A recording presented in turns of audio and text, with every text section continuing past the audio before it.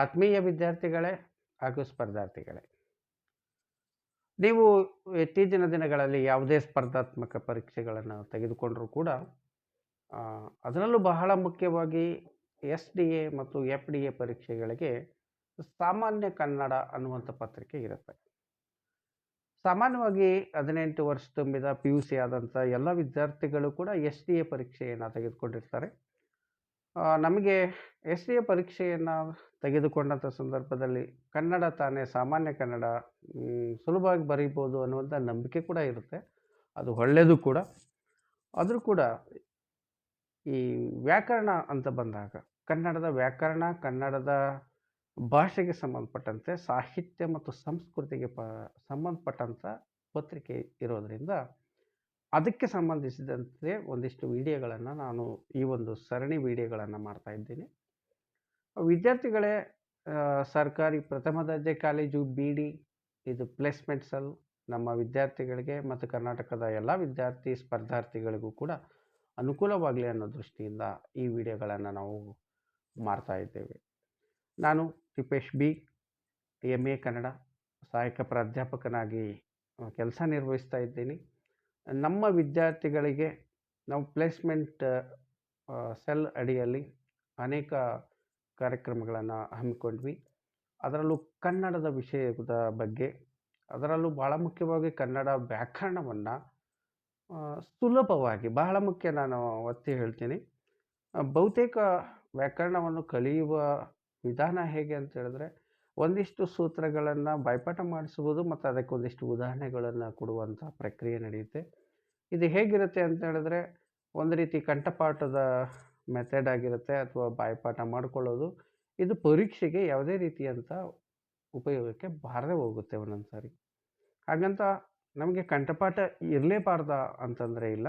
ಕೆಲವೊಂದಿಷ್ಟು ಕಂಠಪಾಠ ಅದರ ಆಧಾರದ ಮೇಲೆ ಎರಡನೇ ಹಂತಕ್ಕೆ ನಾವು ಅಂಡರ್ಸ್ಟ್ಯಾಂಡ್ ಅಂತೀವಿ, ತಿಳುವಳಿಕೆಯ ಹಂತಕ್ಕೆ ಹೋಗಬೇಕಾಗುತ್ತೆ. ನಾವು ಯಾವುದು ಸ್ಮರಣೆಯಲ್ಲಿ ಇಟ್ಕೊಂಡಿದ್ದೀವೋ ಅಥವಾ ಅದನ್ನು ಕಲಿಕೆ ಅಂತ ಕರಿತೀವೋ ಅದರ ಆಧಾರದ ಮೇಲೆ ಹೊಸ ಸನ್ನಿವೇಶಗಳು ಬಂದಾಗ, ಹೊಸ ಉದಾಹರಣೆಗಳು ಬಂದಾಗ, ಹೊಸ ಸಮಸ್ಯೆಗಳು ಬಂದಾಗ ಅದನ್ನು ಸುಲಭವಾಗಿ ಬಿಡಿಸೋದು ಹೇಗೆ ಅನ್ನೋದನ್ನು ಈ ಒಂದು ವ್ಯಾಕರಣ ಮಾಲಿಕೆಯಲ್ಲಿ ನಾನು ತಿಳಿಸ್ತಾ ಹೋಗ್ತೀನಿ. ನಾನು ನಿಮಗೆ ನೇರವಾಗಿ ಸೂತ್ರಗಳನ್ನು ಗಟ್ಟಿ ಮಾಡಿ ಅಥವಾ ಅದನ್ನು ನೆನ್ಪಿಟ್ಕೊಳ್ಳಿ ಅಂತ ಹೇಳೋದಕ್ಕಿಂತ ಸುಲಭವಾಗಿ ಹೇಗೆ ವ್ಯಾಕರಣವನ್ನು ಕಲಿಬೇಕು ಅನ್ನೋದಕ್ಕೆ ಹೆಚ್ಚು ಒತ್ತನ್ನು ಕೊಡ್ತೀನಿ.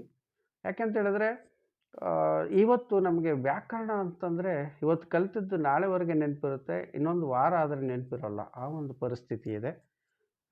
ಹಾಗೇನಿಲ್ಲ ವಿದ್ಯಾರ್ಥಿಗಳೇ, ಒಂದಿಷ್ಟು ನಮ್ಮ ಉಪಾಯಗಳನ್ನು, ನಮ್ಮ ಒಂದಿಷ್ಟು ಐಡಿಯಾಗಳು ಅಂತೀವಿ, ತಂತ್ರಗಳನ್ನು ಉಪಯೋಗಿಸ್ಕೊಂಡು ವ್ಯಾಕರಣವನ್ನು ಸುಲಭವಾಗಿ ನೆನಪಿಟ್ಕೊಂಡು ಯಾವುದೇ ಸಂದರ್ಭ, ಯಾವುದೇ ಪರೀಕ್ಷೆ ಇರಲಿ ವಿದ್ಯಾರ್ಥಿಗಳೇ, ವ್ಯಾಕರಣಕ್ಕೆ ಸಂಬಂಧಪಟ್ಟಂಥ ಪ್ರಶ್ನೆಗಳಿಗೆ ಸುಲಭವಾಗಿ ಉತ್ತರವನ್ನು ಕೊಡುವಂತೆ ನಾನು ಈ ವಿಡಿಯೋಗಳನ್ನು ಸಿದ್ಧಪಡಿಸ್ತಾ ಇದ್ದೀನಿ. ಇದರಿಂದ ನಿಮ್ಗೆ ಸ್ವಲ್ಪ ಅನುಕೂಲ ಆಗುತ್ತೆ ಅನ್ನುವಂಥ ನಂಬಿಕೆಯಿಂದ ಈ ವಿಡಿಯೋಗಳನ್ನು ಮಾಡ್ತಾ ಇದ್ದೀನಿ. ನಾನು ಮೊದಲೇ ಸ್ಪಷ್ಟಪಡ್ತೀನಿ, ನೇರವಾಗಿ ನಾನು ಯಾವುದೇ ಸಿದ್ಧಾಂತ ಅಥವಾ ವ್ಯಾಖ್ಯೆಗಳನ್ನು ತಿಳಿಸಿ ತದನಂತರ ಅದಕ್ಕೆ ಉದಾಹರಣೆಗಳನ್ನು ಕೊಡೋದಕ್ಕಿಂತ ವ್ಯಾಖ್ಯೆಗಳಿರುತ್ತೆ, ಅದರ ಜೊತೆಗೆ ಅದನ್ನು ಸುಲಭವಾಗಿ ಹೇಗೆ ನೆನಪಿಟ್ಕೊಳ್ಬೋದು ಅನ್ನೋದಕ್ಕೆ ಹೆಚ್ಚು ಒತ್ತನ್ನು ಕೊಟ್ಟಿದ್ದೇನೆ. ಇದು ನಿಮಗೆ ಅನುಕೂಲ ಆಗ್ಬೋದು ಅನ್ನುವಂಥ ದೃಷ್ಟಿಯಿಂದ ನಾನು ವಿಶೇಷವಾಗಿ ನಮ್ಮ ಕಾಲೇಜ್ ವಿದ್ಯಾರ್ಥಿಗಳಿಗೆ, ಇದು ಎಲ್ಲರಿಗೂ ಅನುಕೂಲ ಅಂತ ಈಗಾಗಲೇ ಹೇಳಿದ್ದೀನಿ, ದ್ವಿತೀಯ ದರ್ಜೆ ಸಹಾಯಕ ಒಂದು ಪರೀಕ್ಷೆಯನ್ನು ತೆಗೆದುಕೊಂಡು ಅದರಲ್ಲಿ ಕನ್ನಡ ಸಾಮಾನ್ಯ ಪತ್ರಿಕೆಯನ್ನು ತೆಗೆದುಕೊಂಡಿರುವವರಿಗಾಗಿ ವಿಶೇಷವಾಗಿ ವಿಡಿಯೋಗಳನ್ನು ಮಾಡಿದರೂ ಕೂಡ ಇದು ಎಲ್ಲರಿಗೂ ಅನುಕೂಲ ಆಗಲಿ ಅಂತೇಳಿ ಆಶಿಸ್ತೇನೆ. ನಾನು ಭಾಳ ಮುಖ್ಯವಾಗಿ ನೋಡಿ, ಕನ್ನಡ ಭಾಷೆ, ಕನ್ನಡ ಸಾಹಿತ್ಯ, ಕನ್ನಡ ಸಂಸ್ಕೃತಿ 3 ಮುಖ್ಯ ಭಾಗಗಳನ್ನು ಮಾಡ್ಕೊಂಡಿದ್ದೇನೆ. ಕನ್ನಡ ಭಾಷೆ ಅಂತಂದರೆ ಅದರೊಳಗಡೆ ಕನ್ನಡ ವ್ಯಾಕರಣ ಸೇರುತ್ತೆ, ಪದ ಸಂಪತ್ತು, ಕಾಗುಣಿತ ದೋಷ, ಅರ್ಥಗ್ರಹಿಕೆ, ವಾಕ್ಯ ಕ್ರಮಗಳು. ಇದು ನಿಮ್ಮ SDA ಸಾಮಾನ್ಯ ಕನ್ನಡ ಪತ್ರಿಕೆ ಸಿಲೆಬಸ್ ಪಾಠ್ಯಕ್ರಮ. ಅದಿಷ್ಟೇ ಅಲ್ಲ, ಮತ್ತು ಕನ್ನಡ ಸಾಹಿತ್ಯಕ್ಕೆ ಸಂಬಂಧಪಟ್ಟಂತೆ ಒಂದಿಷ್ಟು ಪ್ರಶ್ನೆಗಳನ್ನು ಕೇಳ್ತಾರೆ. ಅದನ್ನು ನಾವು ಅದರಲ್ಲಿ ಪ್ರಾಚೀನ, ಮಧ್ಯಕಾಲೀನ, ಆಧುನಿಕ ಅಂತೇಳಿ ವಿಭಾಗವನ್ನು ಮಾಡ್ಕೊಂಡಿದ್ದೀವಿ. ಪ್ರಾಚೀನ ಕಾಲದಲ್ಲಿರುವ ಪ್ರಮುಖ ಕವಿಗಳು, ಮಧ್ಯಕಾಲೀನದ ಕಾಲದಲ್ಲಿರುವಂಥ ಪ್ರಮುಖ ಕವಿಗಳು ಮತ್ತು ಆಧುನಿಕ ಸಾಹಿತ್ಯಕ್ಕೆ ಬಂದಂತೆ ಇರುವಂಥ ಪ್ರಮುಖ ಕವಿಗಳು, ಅವರ ಕಾದಂಬರಿಗಳು, ಕೃತಿಗಳನ್ನು ಪರಿಚಯವನ್ನು ಮಾಡಿಕೊಳ್ಳಿದ್ದೇನೆ. ಇನ್ನು 3ನೇ ವಿಭಾಗಕ್ಕೆ ಬಂದರೆ ಕನ್ನಡ ಸಂಸ್ಕೃತಿ ಅಂತ. ಹಾಗೆ ನೋಡ್ಲಿಕ್ಕೆ ಹೋದರೆ ವಿದ್ಯಾರ್ಥಿಗಳೇ, ಕನ್ನಡ ಸಂಸ್ಕೃತಿ ಅನ್ನೋದು ಬಹಳ ವಿಶಾಲವಾದದ್ದು. ಅದರಲ್ಲಿ ಭಾಷೆನೂ ಸೇರುತ್ತೆ, ಸಾಹಿತ್ಯನೂ ಸೇರುತ್ತೆ, ಕಲೆ, ಶಿಲ್ಪಕಲೆ, ರಾಜಕೀಯ ಆಡಳಿತ, ನಮ್ಮ ರಾಜರುಗಳ ಒಂದು ಇತಿಹಾಸ, ಸಾಮಾಜಿಕ ಪದ್ಧತಿ ಎಲ್ಲವೂ ಒಳಗೊಂಡದ್ದು ಸಂಸ್ಕೃತಿ ಅಂತ ಅಂತೀವಿ. ಭಾಳ ವಿಶಾಲವಾದದ್ದು. ಆದರೆ ನಾನು ಇಲ್ಲಿ ನಿಮಗೆ ಒತ್ತು ಕೊಡೋದು ಕನ್ನಡ ಸಂಸ್ಕೃತಿ ಅಂತಂದರೆ ಕಲೆ, ಶಿಲ್ಪಕಲೆಗೆ ಸಂಬಂಧಿಸಿದಂತೆ ನಾವು ಯಾವುದನ್ನು ಸಾಂಸ್ಕೃತಿಕ ಕೇಂದ್ರಗಳು ಅಂತ ಕರಿತೀವಿ, ಅಂಥ ಕೇಂದ್ರಗಳ ಪರಿಚಯವನ್ನು ಒಂದಿಷ್ಟು ಮಾಡಿಕೊಳ್ಳಿದ್ದೇನೆ. ಉದಾಹರಣೆ, ಶ್ರವಣಬೆಳಗೊಳ ಅನ್ನುವಂಥ ಒಂದು ಊರಿರ್ಬೋದು, ಅದರ ಮಹತ್ವ ಏನು, ಅದು ಇತಿಹಾಸದಲ್ಲಿ ಅದರ ಬೆಳವಣಿಗೆ ಏನು, ಈ ರೀತಿಯ ಅಂಶಗಳನ್ನು 3ನೇ ಭಾಗದಲ್ಲಿ ನಾನು ಹೇಳುವ ಪ್ರಯತ್ನವನ್ನು ಮಾಡ್ತೀನಿ. ಸೊ ಇದು ಒಂದು ವಿಡಿಯೋಕ್ಕೆ ಆಗೋದಿಲ್ಲ, ಅನೇಕ ವಿಡಿಯೋಗಳು ಆಗ್ಬೋದು. ಯಾಕಂತಂದರೆ ವ್ಯಾಕರಣದ ವಿಚಾರಗಳಿದೆ, ಪದ ಸಂಪತ್ತಿನ ವಿಚಾರಗಳಿದೆ. ಇವೆಲ್ಲವನ್ನು ಮುಂದಿನ ವಿಡಿಯೋ ಮಾಲಿಕೆಗಳಲ್ಲಿ ನಿಮಗೆ ಹೇಳ್ತಾ ಹೋಗ್ತೀನಿ ವಿದ್ಯಾರ್ಥಿಗಳೇ. ಮೊದಲಿಗೆ ವ್ಯಾಕರಣ ವಿಚಾರಕ್ಕೆ ಬರೋಣ. ನಾವು ಯಾವುದೇ ವಿಚಾರ ತಗೊಂಡಾಗ ಒಂದು ಪರಂಪರೆ ಅಂತ ಇರುತ್ತೆ. ಪರಂಪರೆ ಅಂದರೆ ಏನು? ಅದಕ್ಕೊಂದು ಹುಟ್ಟಿರುತ್ತೆ. ಯಾವಾಗ ಒಂದು ಬಿಂದುವಿನಲ್ಲಿ, ಒಂದು ಕಾಲಘಟ್ಟದಲ್ಲಿ ಅದು ಒಂದು ಘಟಿಸಿರುತ್ತೆ. ಅದಾದ ನಂತರ ಅಲ್ಲಿಂದ ಇಲ್ಲಿಯವರೆಗೆ ಬೆಳ್ಕೊಂಡು ಬಂದಿರುತ್ತೆ. ಅದನ್ನೇ ನಾವು ಪರಂಪರೆ ಅಂತ ಕರಿತೀವಿ. ವ್ಯಾಕರಣ ಅಂದರೂ ಕೂಡ ಅಷ್ಟೇ. ಯಾರ್ದೋ ಮೊಟ್ಟ ಮೊದಲ ಬಾರಿಗೆ ಒಬ್ಬರು ತಲೆಯಲ್ಲಿ ಬಂದಿರಬೇಕು ವ್ಯಾಕರಣ ಶಾಸ್ತ್ರ ಅನ್ನೋದು. ಹಾಗಾದರೆ ಯಾರಿಗೆ ಅದು ಅನ್ನುವಂಥದ್ದನ್ನೇ ನಾವು ವ್ಯಾಕರಣ ಪರಂಪರೆ ಅಂತ ಕರಿತೀವಿ. ನಿಮಗೆ ಗೊತ್ತಿದೆ ವಿದ್ಯಾರ್ಥಿಗಳೇ, ಕನ್ನಡ ಭಾಷೆಗೆ ಪೋಷಕವಾಗಿ ಅಥವಾ ನಮ್ಮ ಭಾರತದ ಸಂದರ್ಭದಲ್ಲಿ ನೋಡೋದಾದರೆ, ನಾವು ಪ್ರಾಚೀನತೆಗೆ ಹೋದಂತೆ ಭಾಳ ಪ್ರಾಚೀನ ಭಾಷೆ ಸಂಸ್ಕೃತ. ಸಂಸ್ಕೃತ ಮತ್ತು ಕನ್ನಡದ ಸಂಬಂಧ ಯಾವಾಗಿಂದ ಪ್ರಾರಂಭ ಆಯಿತು ಅನ್ನೋದನ್ನು ತಜ್ಞರು ಹೇಳ್ತಾರೆ. ನಾವು ಕ್ರಿಸ್ತಶಕ ಮೊದಲ ಶಾಸನ 450 ಏನಿದೆಯಲ್ಲ, ಕ್ರಿಸ್ತಶಕ 450, ಅಲ್ಲಿಯೇ ಕನ್ನಡ ಮತ್ತು ಸಂಸ್ಕೃತದ ಮಿಶ್ರಣವನ್ನು ಕಾಣ್ತಾ ಹೋಗ್ತೀವಿ. ಸೊ ಇದನ್ನು ಅದಕ್ಕಿಂತ ಪೂರ್ವದಲ್ಲಿ ಕೂಡ ಸಂಸ್ಕೃತದ ಪ್ರಭಾವ ಕನ್ನಡಕ್ಕೆ ಬಂದಿದೆ. ಬರೀ ಕನ್ನಡಕ್ಕಲ್ಲ, ಇಡೀ ಭಾರತದ ಎಲ್ಲ ಭಾಷೆಗಳ ಮೇಲೆ ಸಂಸ್ಕೃತದ ಪ್ರಭಾವ ಇದೆ ಅನ್ನೋದಕ್ಕೂ ಮತ್ತು ಸಂಸ್ಕೃತದಿಂದ ಕನ್ನಡ ಹುಟ್ಟಿದೆ ಅನ್ನೋದಕ್ಕೂ ವ್ಯತ್ಯಾಸ ಇದೆ. ಸಂಸ್ಕೃತದಿಂದ ಕನ್ನಡ ಹುಟ್ಟಿಲ್ಲ ಯಾವುದೇ ಕಾರಣಕ್ಕೂ, ಅದನ್ನು ಭಾಷಾಶಾಸ್ತ್ರಜ್ಞರು ಸ್ಪಷ್ಟವಾಗಿ ಹೇಳ್ತಾರೆ. ಯಾಕಂದರೆ ನಮ್ಮದು ದ್ರಾವಿಡ ಭಾಷಾ ವರ್ಗಕ್ಕೆ ಸೇರುವಂತಹ ಭಾಷೆ. ಆದರೆ ಸಂಸ್ಕೃತದ ಪ್ರಭಾವ ಇದೆಯಲ್ಲ, ತುಂಬ ಇದೆ ನಮ್ಮ ಕನ್ನಡದ ಮೇಲೆ. ಅದನ್ನು ನಾವು ವ್ಯಾಕರಣದ ಉದ್ದಕ್ಕೂ ನೋಡ್ತಾ ಹೋಗ್ತೀವಿ ಮುಂದೆ. ಮೊಟ್ಟ ಮೊದಲ ಬಾರಿಗೆ ನಾವು ಭಾರತೀಯ ಪರಂಪರೆಯನ್ನು ತಗೋತೀವಿ. ಯಾಕಂದರೆ ಭಾರತ ದೇಶದ ಒಂದು ಭಾಗ ನಾವು. ಸೊ ಹಾಗಾಗಿ ವ್ಯಾಕರಣ ಪರಂಪರೆಯನ್ನು ಕೂಡ ನಾವು ಅಲ್ಲಿಂದನೇ ಪ್ರಾರಂಭವಾಗ್ತೀವಿ. ನಮಗೆ ದಾಖಲೆಗಳ ಪ್ರಕಾರ ನಮಗೆ ಮೊಟ್ಟ ಮೊದಲ ವ್ಯಾಕರಣ ಅಂತ ಕಂಡುಬರುವಂಥದ್ದು ಅಷ್ಟಾಧ್ಯಾಯಿ. ಅಷ್ಟ ಅಂದರೆ 8, ಅಧ್ಯಾಯ ಅಂದರೆ ಅಧ್ಯಾಯಗಳು. 8 ಅಧ್ಯಾಯಗಳಿರುವಂತಹ ಒಂದು ಕೃತಿ. ಅದನ್ನು ಬರೆದವರು ಪಾಣಿನಿ. ಈತ ಗುಜರಾತಿನಲ್ಲಿದ್ದ ಒಬ್ಬ ಶ್ರೇಷ್ಠ ವ್ಯಾಕರಣಕಾರ. ಅದು ನಮಗೆ ಮೊಟ್ಟ ಮೊದಲ ಬಾರಿಗೆ ವ್ಯಾಕರಣದ ಬಗ್ಗೆ ಇರುವಂತಹ ಕೃತಿ. ಆನಂತರ ಅನೇಕ ಋಷಿಮುನಿಗಳು ಅಂತ ನಾವು ಕರಿತೀವಿ, ಸಂತರು ಅಂತ ಕರಿತೀವಿ, ಅಥವಾ ವ್ಯಾಕರಣ ವಿದ್ವಾಂಸರು ಇದ್ದಾರೆ. ಅವರೆಲ್ಲ ಪರಿಚಯವು ನಮಗೆ ಅವಶ್ಯಕತೆ ಬೇಕಿಲ್ಲ.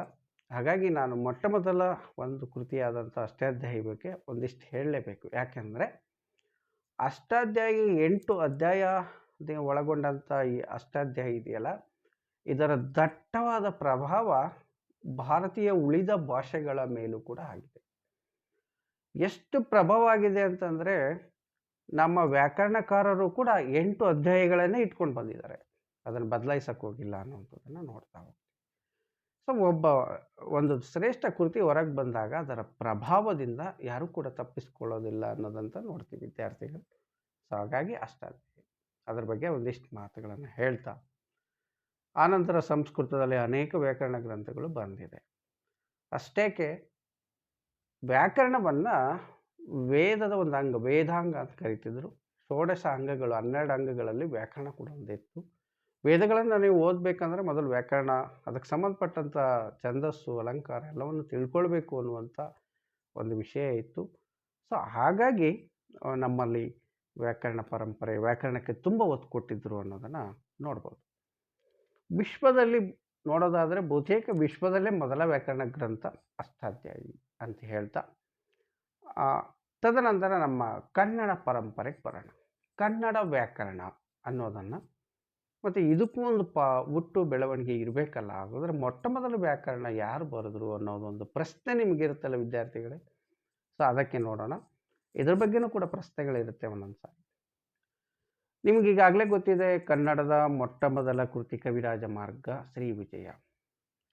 ಸೊ ಇದಕ್ಕೂ ವ್ಯಾಕರಣಕ್ಕೆ ಏನಂದ್ರೆ, ವ್ಯಾಕರಣದ ನೋಡಿ ಸ್ಪಷ್ಟವಾಗಿ ಹೇಳ್ತೀನಿ, ವ್ಯಾಕರಣದ ಒಂದಿಷ್ಟು ವಿಷಯಗಳು ಅದರಲ್ಲಿದೆ ಹೊರತು ಅದು ವ್ಯಾಕರಣ ಗ್ರಂಥ ಅಲ್ಲ. ಅದು ಒಂದು ಲಕ್ಷಣ ಗ್ರಂಥ, ಅದು ಮುಂದೆ ಬರುತ್ತೆ, ವಿಶೇಷವಾಗಿ ಹೇಳ್ತೀವಿ. ಕವಿರಾಜ ಮಾರ್ಗದಲ್ಲಿ ವ್ಯಾಕರಣಕ್ಕೆ ಸಂಬಂಧಪಟ್ಟ ಒಂದಿಷ್ಟು ವಿಷಯಗಳನ್ನು ಸಾಂದರ್ಭಿಕವಾಗಿ ಹೇಳಲಾಗಿದೆ. ಏನೋ ಒಂದು ಸಂದರ್ಭ ಬಂದೈತೆ ಅಂತ ಹೇಳಿದ್ದಾರೆ, ಅದು ವ್ಯಾಕರಣ ಬರೆಯಬೇಕು ಎನ್ನುವಂಥ ಉದ್ದೇಶದಿಂದ ಬರೆದ ಗ್ರಂಥ ಅಲ್ಲವೇ ಅಲ್ಲ.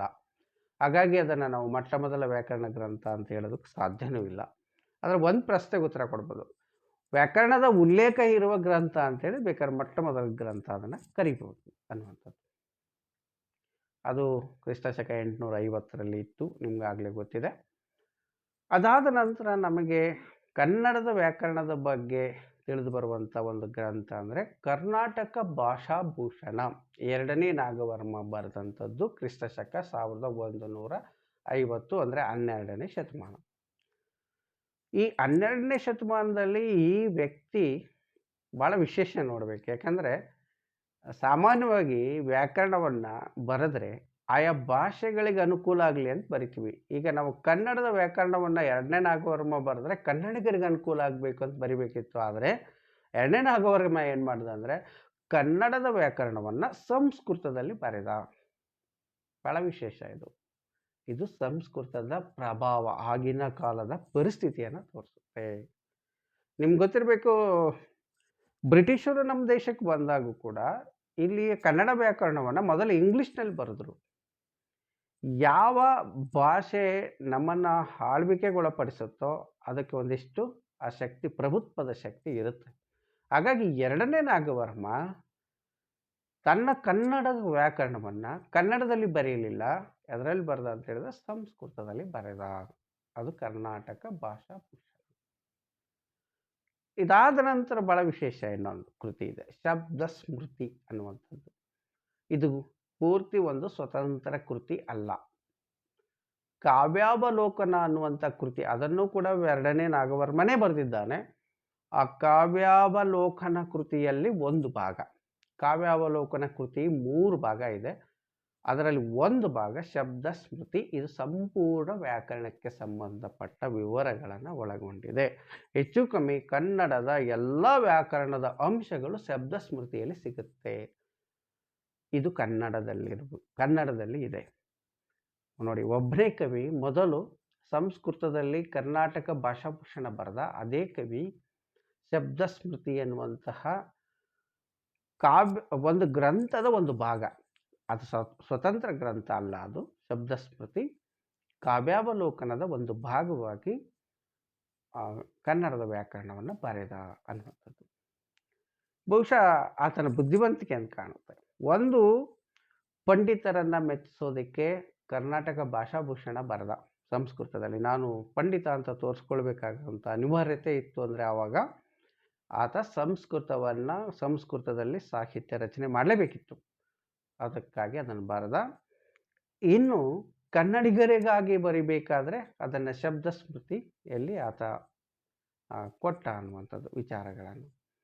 ಶಬ್ದ ಸ್ಮೃತಿ ಹೆಚ್ಚು ಕಡಿಮೆ ವ್ಯಾಕರಣದ ಎಲ್ಲ ಅಂಶಗಳನ್ನು ಒಳಗೊಂಡಿದೆ ಮತ್ತು ಕನ್ನಡದಲ್ಲೇ ಇದೆ. ಆದರೆ ಸ್ವತಂತ್ರ ಗ್ರಂಥ ಅಲ್ಲ, ಒಂದು ಗ್ರಂಥದ ಒಂದು ಭಾಗ. ಇಷ್ಟು ನೆನ್ಪಿಟ್ಕೊಂಡ್ರೆ ಸಾಕು. ಪ್ರಶ್ನೆಗಳನ್ನು ಹೇಗೆ ಕೇಳ್ತಾರೆ ಹೇಳಕ್ಕೆ ಬರಲ್ಲ ಪರೀಕ್ಷೆಗಳಲ್ಲಿ. ಮೊಟ್ಟ ಮೊದಲ ಒಂದಿಷ್ಟು ಸಮಗ್ರ ವ್ಯಾಕರಣವನ್ನು ತಿಳಿಸಿಕೊಡುವಂಥದ್ದು ಯಾವುದು ಅಂತಂದರೆ ಆಪ್ಷನ್ಸಲ್ಲಿ ಶಬ್ದ ಸ್ಮೃತಿ ಇದ್ದರೆ ಖಂಡಿತ ಶಬ್ದ ಸ್ಮೃತಿಯನ್ನೇ ಬರೀಬೇಕು. ಆದರೆ ಸ್ವತಂತ್ರ ಗ್ರಂಥ ಅಂದರೆ ಬೇರೆ ಇನ್ನೊಂದು ಬರುತ್ತೆ. ಅದು ಯಾವುದು ಅಂದರೆ ಶಬ್ದಮಣಿ ದರ್ಪಣ, ಕೆ ಸಿ ರಾಜನ ಶಬ್ದಮಣಿ ದರ್ಪಣ 1875ರಲ್ಲಿದ್ದಂತಹ ಸಮಗ್ರವಾದ ಮತ್ತು ಸ್ವತಂತ್ರವಾದ ಮತ್ತು ಬಹಳ ವಿದ್ವತ್ಪೂರ್ಣವಾದ ಅಂತ ಕರೀತಾರೆ ಅಂಥ ಗ್ರಂಥ ಮತ್ತೊಂದು ಕನ್ನಡ ನಾಡಿನಲ್ಲಿ ಹುಟ್ಟಲಿಲ್ಲ. ವ್ಯಾಕರಣಕ್ಕೆ ಸಂಬಂಧಪಟ್ಟಂತೆ ಸವಿಸ್ತಾರವಾದ, ಸಮಗ್ರವಾದ ಮತ್ತು ಆಳವಾದ ಅಧ್ಯಯನದಿಂದ ಕೂಡಿದಂಥ ಒಂದು ಗ್ರಂಥ ಯಾವುದಾದ್ರು ಇದ್ದರೆ ಕನ್ನಡದ ಬಗ್ಗೆ, ಕನ್ನಡದ ವ್ಯಾಕರಣದ ಬಗ್ಗೆ ಇದ್ದರೆ ಅದು ಶಬ್ದಮಣಿ ದರ್ಪಣ ಕೇಶಿರಾಜಂದು 1275ರಲ್ಲಿ ಇರುವಂತಹ ಒಬ್ಬ ಕವಿನೂ ಹೌದು, ವ್ಯಾಕರಣಕಾರನೂ ಹೌದು. ಸೊ ಈತನ ಹಿನ್ನೆಲೆ ಅದನ್ನೆಲ್ಲ ನೋಡೋದಾದರೆ ಭಾಳಷ್ಟಿದೆ.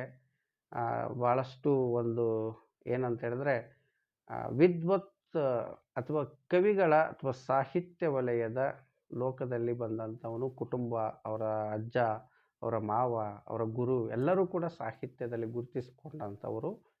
ಆ ಶಬ್ದಮಣಿ ದರ್ಪಣದ ಕರ್ತೃವಾದಂಥ ಕೇಶಿರಾಜನ ಒಂದು ಹೆಗ್ಗಳಿಕೆ ಅಂತ ಹೇಳ್ಬೋದು. ಇದಾದ ಮೇಲೆ ಇನ್ನೊಂದು 1604ರಲ್ಲಿ ಒಂದು ಬರುತ್ತೆ, ಶಬ್ದಾನುಶಾಸನ ಭಟ್ಟಾಕಳಂಕ. ಬಹುತೇಕ ಇತ್ತೀಚಿನ ಕೃತಿ, ಒಂದು 400 ವರ್ಷಗಳ ಹಿಂದಿನ ಕೃತಿ ಅಂತ ಅದನ್ನು ಕರಿಬೋದು ನಾವು. ಅದು ಕೂಡ ಸಂಸ್ಕೃತದಲ್ಲಿದೆ, ಅದು ಕನ್ನಡದಲ್ಲಿಲ್ಲ. ಸೊ ಹಾಗಾಗಿ ಒಟ್ಟಾರೆ ಈ ಮೇಲೆ ತಿಳಿಸಿದ 5 ಕೃತಿಗಳೇನಿದೆ ಇದರಲ್ಲಿ ಸ್ವತಂತ್ರ, ಸರಳ, ವಿಸ್ತಾರವಾದ, ಸಮಗ್ರವಾದ, ಕನ್ನಡದಲ್ಲಿಯೇ ರಚಿತವಾದ ಗ್ರಂಥ, ಭಾಳ ಆಳವಾದ ವಿಷಯಗಳನ್ನು ಒಳಗೊಂಡ ಗ್ರಂಥ ಅಂದರೆ ಅದು ಒಂದೇ ಒಂದು ಶಬ್ದಮಣಿ ದರ್ಪಣ. ಶಬ್ದ ಸ್ಮೃತಿ ಇದೆಯಲ್ಲ, ಅದು ಎಲ್ಲ ವಿಚಾರಗಳನ್ನು ಒಳಗೊಂಡಿದೆ. ಆದರೆ ಶಬ್ದಮಣಿ ದರ್ಪಣದಷ್ಟು ಆಳವಾದ ವಿಚಾರ ಅದರಲ್ಲಿ ಇಲ್ಲ ಅನ್ನುವಂಥದ್ದನ್ನು ಒಪ್ಕೊಳ್ಬೇಕು. ಇದರಲ್ಲಿ 2 ಸಂಸ್ಕೃತ ಗ್ರಂಥಗಳಿದೆ. ಈಗಾಗಲೇ ನಾನು ಹೇಳಿದಂತೆ ಕರ್ನಾಟಕ ಭಾಷಾಭೂಷಣ, ಶಬ್ದಾನುಶಾಸನ 2 ಸಂಸ್ಕೃತ ಗ್ರಂಥಗಳು. ಸೊ ಉಳಿದಂಥದ್ದು ನೀವು ಈ ನೆನ್ಪಿಟ್ಕೊಳ್ಬೇಕಾಗಿರುವಂಥದ್ದು ಶಬ್ದಮಣಿ ದರ್ಪಣ ಮತ್ತು ಶಬ್ದ ಸ್ಮೃತಿ ಅನ್ನುವಂಥದ್ದನ್ನು ನೋಡ್ತೀವಿ. ಮುಂದಕ್ಕೆ ಹೋಗೋಣ ವಿದ್ಯಾರ್ಥಿಗಳೇ. ಇದ್ರ ಮೇಲೆ ಪ್ರಶ್ನೆಗಳೇನು ಬರ್ಬೋದು ಅಂತ ನಾನು ಸುಮ್ಮನೆ ಊಹೆ ಮಾಡಿದ್ದೆ. ಯಾಕಂದರೆ ನೀವು ಏನೇ ಓದಿ, ಒಂದು ಟಾಪಿಕ್ ಓದಿದ ತಕ್ಷಣ ನಾವು ಪ್ರಶ್ನೆಗಳನ್ನು ಹಾಕ್ಕೊಂಡು ಓದಬೇಕು. ಆವಾಗ ಸ್ಪರ್ಧಾತ್ಮಕ ಪರೀಕ್ಷೆಯಲ್ಲಿ ನೀವು ಯಶಸ್ಸಾಗ್ತೀರಿ. ಯಾರಿಗೆ ಪ್ರಶ್ನೆಗಳನ್ನು ಚೆನ್ನಾಗಿ ಹಾಕ್ಕೊಳಕ್ಕೆ ಬರುತ್ತೋ, ನೀವು ಓದಬೇಕಾದ ಕ್ರಮ ಕೂಡ ಅದೇ. ಒಂದು ಪ್ಯಾರಾ ಓದ್ತೀರಿ, ಒಂದಿಷ್ಟು ವಿಷಯಗಳನ್ನು ನಾವು ಓದ್ತೀವಿ ಅಂತಂದರೆ ಅದರ ಮೇಲೆ ಒಂದಿಷ್ಟು ಪ್ರಶ್ನೆಗಳನ್ನು ಹಾಕ್ಕೊಳ್ಳೋಕೆ ನಮಗೆ ಬರಬೇಕು. ಅದನ್ನು ನೋಟಲ್ಲೋ ಇನ್ನೊಂದು ಯಾವುದರಲ್ಲೋ ಬರಿಬೇಕು, ಆಗ ನೆನಪಲ್ಲಿ ಉಳಿಯುತ್ತೆ. ನಾನು ಸುಮ್ಮನೆ ಒಂದಿಷ್ಟು ಹಾಕಿದ್ದೀನಿ. ಕನ್ನಡ ವ್ಯಾಕರಣಾಂಶಗಳ ಮೊದಲ ಉಲ್ಲೇಖ ನೋಡಿ, ಪದ ಅರ್ಥ ಮಾಡ್ಕೊಳ್ಬೇಕು. ಪ್ರಶ್ನೆ ಯಾವುದು ಅಂತಂದರೆ ಕವಿರಾಜ ಮಾರ್ಗದಲ್ಲೇ ಬರುತ್ತೆ. ಅಲ್ಲಿ ಎಲ್ಲಿ ಬರುತ್ತೆ ಅಂತ ಹೇಳಿದ್ರೆ, ಯಾವುದು ದೋಷ, ಕಾವ್ಯದಲ್ಲಿ ಏನು ದೋಷ ಅಂತ ಹೇಳಬೇಕಾದ್ರೆ ಆ ಶ್ರೀ ವಿಜಯ ಹೇಳ್ತಾನೆ. ಅಲ್ಲಿ ವ್ಯಾಕರಣದ ವಿಚಾರಗಳನ್ನು ಸ್ವಲ್ಪ ಹೇಳ್ತಾನೆ ಅನ್ನುವಂಥದ್ದನ್ನು ನೋಡ್ತೀವಿ ನಾವು. ಇನ್ನು ಕನ್ನಡ ವ್ಯಾಕರಣದ ಕುರಿತು ಇರುವ ಮೊದಲ ಗ್ರಂಥ ನೋಡಿ, ಅಲ್ಲಿ ಭಾಷೆ ಬಗ್ಗೆ ಹೇಳಿಲ್ಲ, ಯಾವ ಭಾಷೆಯಲ್ಲಿ ರಚಿತವಾಗಿದೆ ನಾನು ಹೇಳಿಲ್ಲ. ಅದಕ್ಕಾಗಿ ಕನ್ನಡ ವ್ಯಾಕರಣದ ಕುರಿತು ಇರುವ ಮೊದಲ ಗ್ರಂಥ ಅಂದರೆ ಕರ್ನಾಟಕ ಭಾಷಾಭೂಷಣ, ಸಂಸ್ಕೃತದಲ್ಲಿದೆ. ಇನ್ನೊಂದು ಪ್ರಶ್ನೆ ಬರುತ್ತೆ, ಕನ್ನಡ ವ್ಯಾಕರಣ ಕುರಿತು ಕನ್ನಡದಲ್ಲೇ ಸಮಗ್ರವಾದ ವಿವರಣೆ ಇರುವ ಗ್ರಂಥ ಭಾಗ. ಇದು ಭಾಳ ಮುಖ್ಯ. ಗ್ರಂಥ ಭಾಗ ಅಂದಿದ್ದೀನಿ, ಗ್ರಂಥ ಅಂತ ಹೇಳಿಲ್ಲ. ಅದು ಶಬ್ದ ಕಾವ್ಯಾವಲೋಕನದಲ್ಲಿ ಬರುವಂಥ ಒಂದು ಭಾಗ. ಅದು ಕನ್ನಡ ವ್ಯಾಕರಣ ಕುರಿತು ಸ್ವತಂತ್ರವಾದ ಮತ್ತು ವಿದ್ವತ್ಪೂರ್ಣವಾದ ಕನ್ನಡದ ಸ್ವತಂತ್ರ ಒಂದು ಗ್ರಂಥ ಅಂದರೆ ಶಬ್ದಮಣಿ ದರ್ಪಣ ಕೇಶಿರಾಜ. ಇಷ್ಟೆಲ್ಲ ಆದಮೇಲೆ ಹೊಸಗನ್ನಡಕ್ಕೆ ಬಂದರೆ ಇದು ಪ್ರಾಚೀನ ಮತ್ತು ಮಧ್ಯಕಾಲೀನ ಆಯಿತು. ಈಗ ಹೊಸಗನ್ನಡಕ್ಕೆ ಬಂದರೆ ಅಂದರೆ ಬ್ರಿಟಿಷರ ಆಳ್ವಿಕೆಯ ಸಮಯದಲ್ಲಿ ಆ ಬ್ರಿಟಿಷ್ ವಿದ್ವಾಂಸರು ಅನೇಕರು ಬಂದರೆ ಇದ್ರ ಬಗ್ಗೆ ಪ್ರಶ್ನೆಗಳಿರುತ್ತೆ. ನಿಮಗೆ ಗೊತ್ತಿದೆ, ನಿಘಂಟು ಬರೆದವ್ರು ಯಾರು ಅಂದರೆ ನಾವು ಕಿಟಲ್ ಅಂತ ಹೇಳ್ತೀವಿ. ಹಾಗಾದರೆ ವ್ಯಾಕರಣ ಬರೆದವ್ರು ಯಾರು ಅಂತ ಒಂದು ಪ್ರಶ್ನೆಗಳು ಬರುತ್ತೆ. ಮೊಟ್ಟ ಮೊದಲ ಬಾರಿಗೆ 1817ರಲ್ಲಿ ವಿದೇಶಿ ವಿದ್ವಾಂಸನಾಗಿರುವಂತಹ ವಿಲಿಯಂ ಕ್ಯಾರಿ ಅನ್ನುವಂಥ ವ್ಯಕ್ತಿ A grammar of Karnataka language ಅನ್ನುವಂಥ ಒಂದು ಗ್ರಂಥವನ್ನು ರಚಿಸಿದ. ಆತ ರಚಿಸಿದ ಉದ್ದೇಶ ವಿದೇಶದಿಂದ ಬರುವಂಥವರಿಗೆ ಕನ್ನಡವನ್ನು ಕಲಿಸೋದಾಗಿತ್ತು. ಯಾಕಂದರೆ ಇಂಗ್ಲೆಂಡಿಂದ ಬಂದಂಥವ್ರಿಗೆ ಕನ್ನಡ ಬರೋದಿಲ್ಲ, ಅವರಿಗೆ ಕನ್ನಡ ಕಲಿಸ್ಬೇಕಾದ್ರೆ ಕನ್ನಡ ಗ್ರಾಮರ್ ಕಲಿಸ್ಬೇಕಾಗಿತ್ತು. ಅದಕ್ಕಾಗಿ ಮತ್ತು ಅದು ನಮ್ಮ ಕನ್ನಡಿಗರಿಗೂ ಕೂಡ ಅನುಕೂಲ ಆಯಿತು ಅನ್ನೋದನ್ನು ನೋಡ್ತೀವಿ ನಾವು. ಯಾಕಂದರೆ ಬ್ರಿಟಿಷರ ಕಾಲದಲ್ಲಿ ಶಿಕ್ಷಣದ ಮಾಧ್ಯಮ ಇಂಗ್ಲೀಷೇ ಆಗಿತ್ತು. ನಾವು ಕನ್ನಡ ವ್ಯಾಕರಣ ಕೂಡ ಇಂಗ್ಲೀಷ್ನಲ್ಲೇ ಕಲಿಬೇಕಾಗಿತ್ತು. ಈಗೆಷ್ಟೋ ನಾವು ಪುಣ್ಯವಂತರು, ನಮ್ಮ ಭಾಷೆಯಲ್ಲಿ ನಾವು ಕಲಿಯುವಂಥ ಪ್ರಯತ್ನವನ್ನು ಮಾಡ್ತಾ ಇದ್ದೀವಿ. ಆದರೆ ಬ್ರಿಟಿಷರ ಕಾಲದಲ್ಲಿ ಹಾಗಿರಲಿಲ್ಲ ಅನ್ನುವಂಥದ್ದನ್ನು ನೋಡ್ತೀವಿ. ಇದಲ್ಲ, ಇದು ವಿದೇಶದಿಂದ ಬಂದು ಬರೆದಂಥದ್ದು ಮೊದಲಾದರೆ, ನಮ್ಮ ದೇಶದವರೇ ಹೊಸಗನ್ನಡ ವ್ಯಾಕರಣ ಯಾರು ಬರೆದ್ರು ಸರಿ, ನಮ್ಮ ರಾಜ್ಯದವರೇ ಅಂತ ನೋಡಿದ್ರೆ, ನಮ್ಮ ಕನ್ನಡದ ಬಗ್ಗೆ ಮೊಟ್ಟ ಮೊದಲ ಬಾರಿಗೆ ಹೊಸಗನ್ನಡದಲ್ಲಿ, ಹಳಗನ್ನಡ ಅಲ್ಲ, ಕೆ ಸಿ ರಾಜ ಬರೆದಿದ್ದು ಹಳಗನ್ನಡ, ಅದು ಹೊಸಗನ್ನಡದಲ್ಲಿ ಯಾರು ಬರೆದ್ರು ಅಂತ ಹೇಳಿದ್ರೆ, ಇದನ್ನು ಪ್ರಶ್ನೆ ಕೇಳ್ತಿರ್ತಾರೆ. ಶ್ರೀರಂಗಪಟ್ಟಣದ ಕೃಷ್ಣಮಾಚಾರಿ ಎನ್ನುವಂಥ ವಿದ್ವಾಂಸ ಹೊಸಗನ್ನಡ ನುಡಿಗನ್ನಡಿ, ನೆನ್ಪಿಟ್ಕೊಳ್ಳಿ ಪದನ, ಹೊಸಗನ್ನಡ ನುಡಿಗನ್ನಡಿ, ಗನ್ನಡಿ ಅಂದರೆ ಕನ್ನಡಿ ಅನ್ನುವಂಥ ಗ್ರಂಥವನ್ನು ಬರೆದು ಮೊಟ್ಟ ಮೊದಲ ವ್ಯಾಕರಣಕಾರ ಆಗ್ತಾರೆ. ಹೊಸಗನ್ನಡದ ಮೊಟ್ಟ ಮೊದಲ ವ್ಯಾಕರಣಕಾರ, ದೇಶಿ ವ್ಯಾಕರಣಕಾರ, ನೆನ್ಪಿಟ್ಕೊಳ್ಳಿ. ವಿದೇಶಿ ಅಂದರೆ 1817. ಈ ಶ್ರೀರಂಗಪಟ್ಟಣದ ಕೃಷ್ಣಮಾಚಾರಿ 1838 ಅಲ್ಲಿ ಇಸ್ವಿ ಇಲ್ಲ, ನೀವು ನೆನ್ಪಿಟ್ಕೊಳ್ಳಿ, 1838ರಲ್ಲಿ ರಚಿಸ್ತಾರೆ. ತುಂಬ ಅದ್ಭುತವಾದ ಗ್ರಂಥ ಅದು. ಯಾಕೆಂತ ಹೇಳಿದ್ರೆ, ಮೊಟ್ಟ ಮೊದಲ ಬಾರಿಗೆ ಕನ್ನಡವನ್ನು ದ್ರಾವಿಡ ಭಾಷೆ ಅಂತೇಳಿ ಅವ್ರು ಹೇಳ್ತಾರೆ. ಯಾಕಂದರೆ ಈ ಹಿಂದೆ ಇದ್ದಂಥ ಯಾವ ಶಬ್ದಮಣಿ ದರ್ಪಣ, ಯಾರು ಕೆ ಸಿ ರಾಜ ಇರಲಿ, ನಾಗವರ್ಮ ಇರಲಿ, ಇವರೆಲ್ಲರೂ ಏನು ಅಂದ್ಕೊಂಡಿದ್ರು ಅಂದರೆ, ಸಂಸ್ಕೃತದ ಒಂದು ಸಂಸ್ಕೃತ ಜನ್ಯ ಭಾಷೆ ಇದು ಕನ್ನಡ ಅಂತ ಅಂದ್ಕೊಂಡಿದ್ರು. ಸಂಸ್ಕೃತದಿಂದ ಹುಟ್ಟಿದೆ, ಜಗತ್ತಿನ ಎಲ್ಲ ಭಾಷೆಗಳು ಸಂಸ್ಕೃತದಿಂದ ಹುಟ್ಟಿವೆ ಎನ್ನುವಂಥ ವಿಚಾರವೇ ಎಲ್ಲರ ತಲೆಯಲ್ಲೂ ಇತ್ತು, ಕೆ ಸಿ ರಾಜನಿಂದ ಹಿಡಿದು ನಾಗವರ್ಮನಿಂದ ಹಿಡಿದು. ಆದರೆ ಮೊಟ್ಟ ಮೊದಲ ಬಾರಿಗೆ ಇಲ್ಲ, ಕನ್ನಡ ದ್ರಾವಿಡ ಭಾಷಾ ವರ್ಗಕ್ಕೆ ಸೇರಿದೆ ಅನ್ನುವಂಥದ್ದನ್ನು ಸ್ಪಷ್ಟವಾಗಿ ಆ ಗ್ರಂಥದಲ್ಲಿ ಹೇಳ್ತಾರೆ. ಹಾಗಾಗಿ ಶ್ರೀರಂಗಪಟ್ಟಣ ಕೃಷ್ಣಮಾಚಾರಿ ಅವರದ್ದು ಒಂದು ವಿಶೇಷತೆ ಅದು ಅನ್ನುವಂಥದ್ದನ್ನು ನೋಡ್ತೀವಿ. ಈಗ ವ್ಯಾಕರಣಕ್ಕೆ ನೇರವಾಗಿ ಬರೋದಾದರೆ, ವಿದ್ಯಾರ್ಥಿಗಳೇ,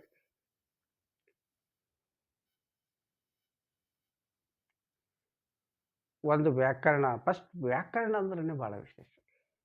ವ್ಯಾ ಅನ್ನುವಂಥ ಒಂದು ನಾವೇನಂತೀವಿ, ಒಂದೇ ಪದ ಅದು. ವ್ಯಾ ಅನ್ನುವಂಥದ್ರಿಂದ ವ್ಯಾಕರಣ ಸೃಷ್ಟಿಯಾಗಿದೆ. ವ್ಯಾ ಅಂದರೆ ಕತ್ತರಿಸುವಂತ. ನೀವು ಪದ ಕೇಳಿರ್ತೀರಿ, ವ್ಯಾಸ ಪದ ಕೇಳಿರ್ತೀರಿ. ವ್ಯಾಸ ಅಂದ್ರೆ ಏನು, ಗಣಿತದಲ್ಲಿ ಹೇಳ್ಕೊಡ್ತಾರೆ. ಒಂದು ವೃತ್ತವನ್ನು ನಡುವೆ ಸರಿಯಾಗಿ ಕತ್ತರಿಸಿದ್ರೆ ಅದನ್ನು ವ್ಯಾಸ ಅಂತ ಕರೀತಾರೆ. ಅಷ್ಟೇ ಯಾಕೆ, ಮಹಾಭಾರತ ಬರೆದವ್ರಿಗೆ ಏನಂತ, ಮಹಾಭಾರತ ಬರೆದಂಥ ಕವಿ ಯಾರು ಅಂತಂದರೆ ವ್ಯಾಸ ಅಂತ. ವ್ಯಾಸ ಅನ್ನೋದು ಅವ್ರ ಹೆಸರಲ್ಲ, ಅದು ಅಲ್ವಾ, ಅವ್ರ ಹೆಸರೇ ಬೇರೆ ಇದೆ. ಸೊ ವ್ಯಾಸ ಅಂತ ಯಾಕೆ ಕರೆದ್ರು ಅಂದರೆ, ಮೊಟ್ಟ ಮೊದಲ ಬಾರಿಗೆ ವೇದಗಳನ್ನು ವಿಂಗಡಿಸಿದರು. ಋಗ್ವೇದ, ಯಜುರ್ವೇದ, ಅಥರ್ವಣ ವೇದ, ಹೀಗೆ 4 ವೇದಗಳನ್ನು ವಿಂಗಡಿಸಿದ್ರಿಂದ, ಅಥವಾ ಅದು ಅರ್ಥ ಕತ್ತರಿಸುವರು, ವಿಂಗಡಿಸಿ ಅವ್ರಿಗೆ ವ್ಯಾಸ ಅಂತ ಹೆಸರು ಬಂತು. ಸೊ ನಾ ಯಾಕೆ ಹೇಳಿದೆ ವ್ಯಾ ಅಂತ ಹೇಳಿದ್ರೆ ಕತ್ತರಿಸುವಂಥ. ಅಂದರೆ ವ್ಯಾಕರಣದಲ್ಲಿ ಏನು ಕತ್ತರಿಸ್ತೀವಿ, ಏನು ವಿಭಜಿಸ್ತೀವಿ ಅಂತಂದರೆ, ನಾನು ಕೆಳಗಿಂದ ಸ್ವಲ್ಪ ಹೇಳ್ತೀನಿ, ನೀವು ಅರ್ಥ ಮಾಡ್ಕೊಳ್ಳಿ.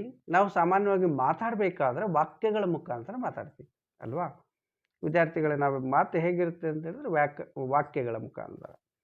ನಾನು ಊರಿಗೆ ಹೋಗಿದ್ದೆ, ನೀನು ಯಾವಾಗ ಬಂದೆ, ಇವೆಲ್ಲ ವಾಕ್ಯಗಳು. ಇವುಗಳನ್ನು ವಿಭಜಿಸಿದರೆ ನಮಗೇನು ಸಿಗುತ್ತೆ, ಪದಗಳು ಸಿಗುತ್ತೆ.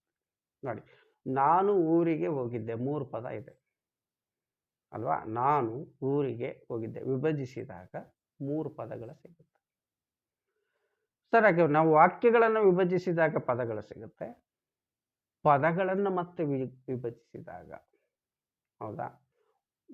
ನಾನು ಊರಿಗೆ ಅನ್ನೋದನ್ನು ವಿಭಜಿಸಿದರೆ, ಊರು ಪ್ಲಸ್ ಗೆ, ಊರು ಅನ್ನೋದು ಪ್ರಕೃತಿ ಅಂತ ಹೇಳ್ತೀವಿ, ಗೆ ವಿಭಕ್ತಿ ಪ್ರತ್ಯಯ ಮತ್ತು ವಿಭಜಿಸ್ತೀವಿ ಅಲ್ಲಿ ಅಲ್ವಾ. ಪ್ರಕೃತಿ ಪ್ರತ್ಯಯಗಳು ಸಿಗುತ್ತೆ ಪದಗಳನ್ನು.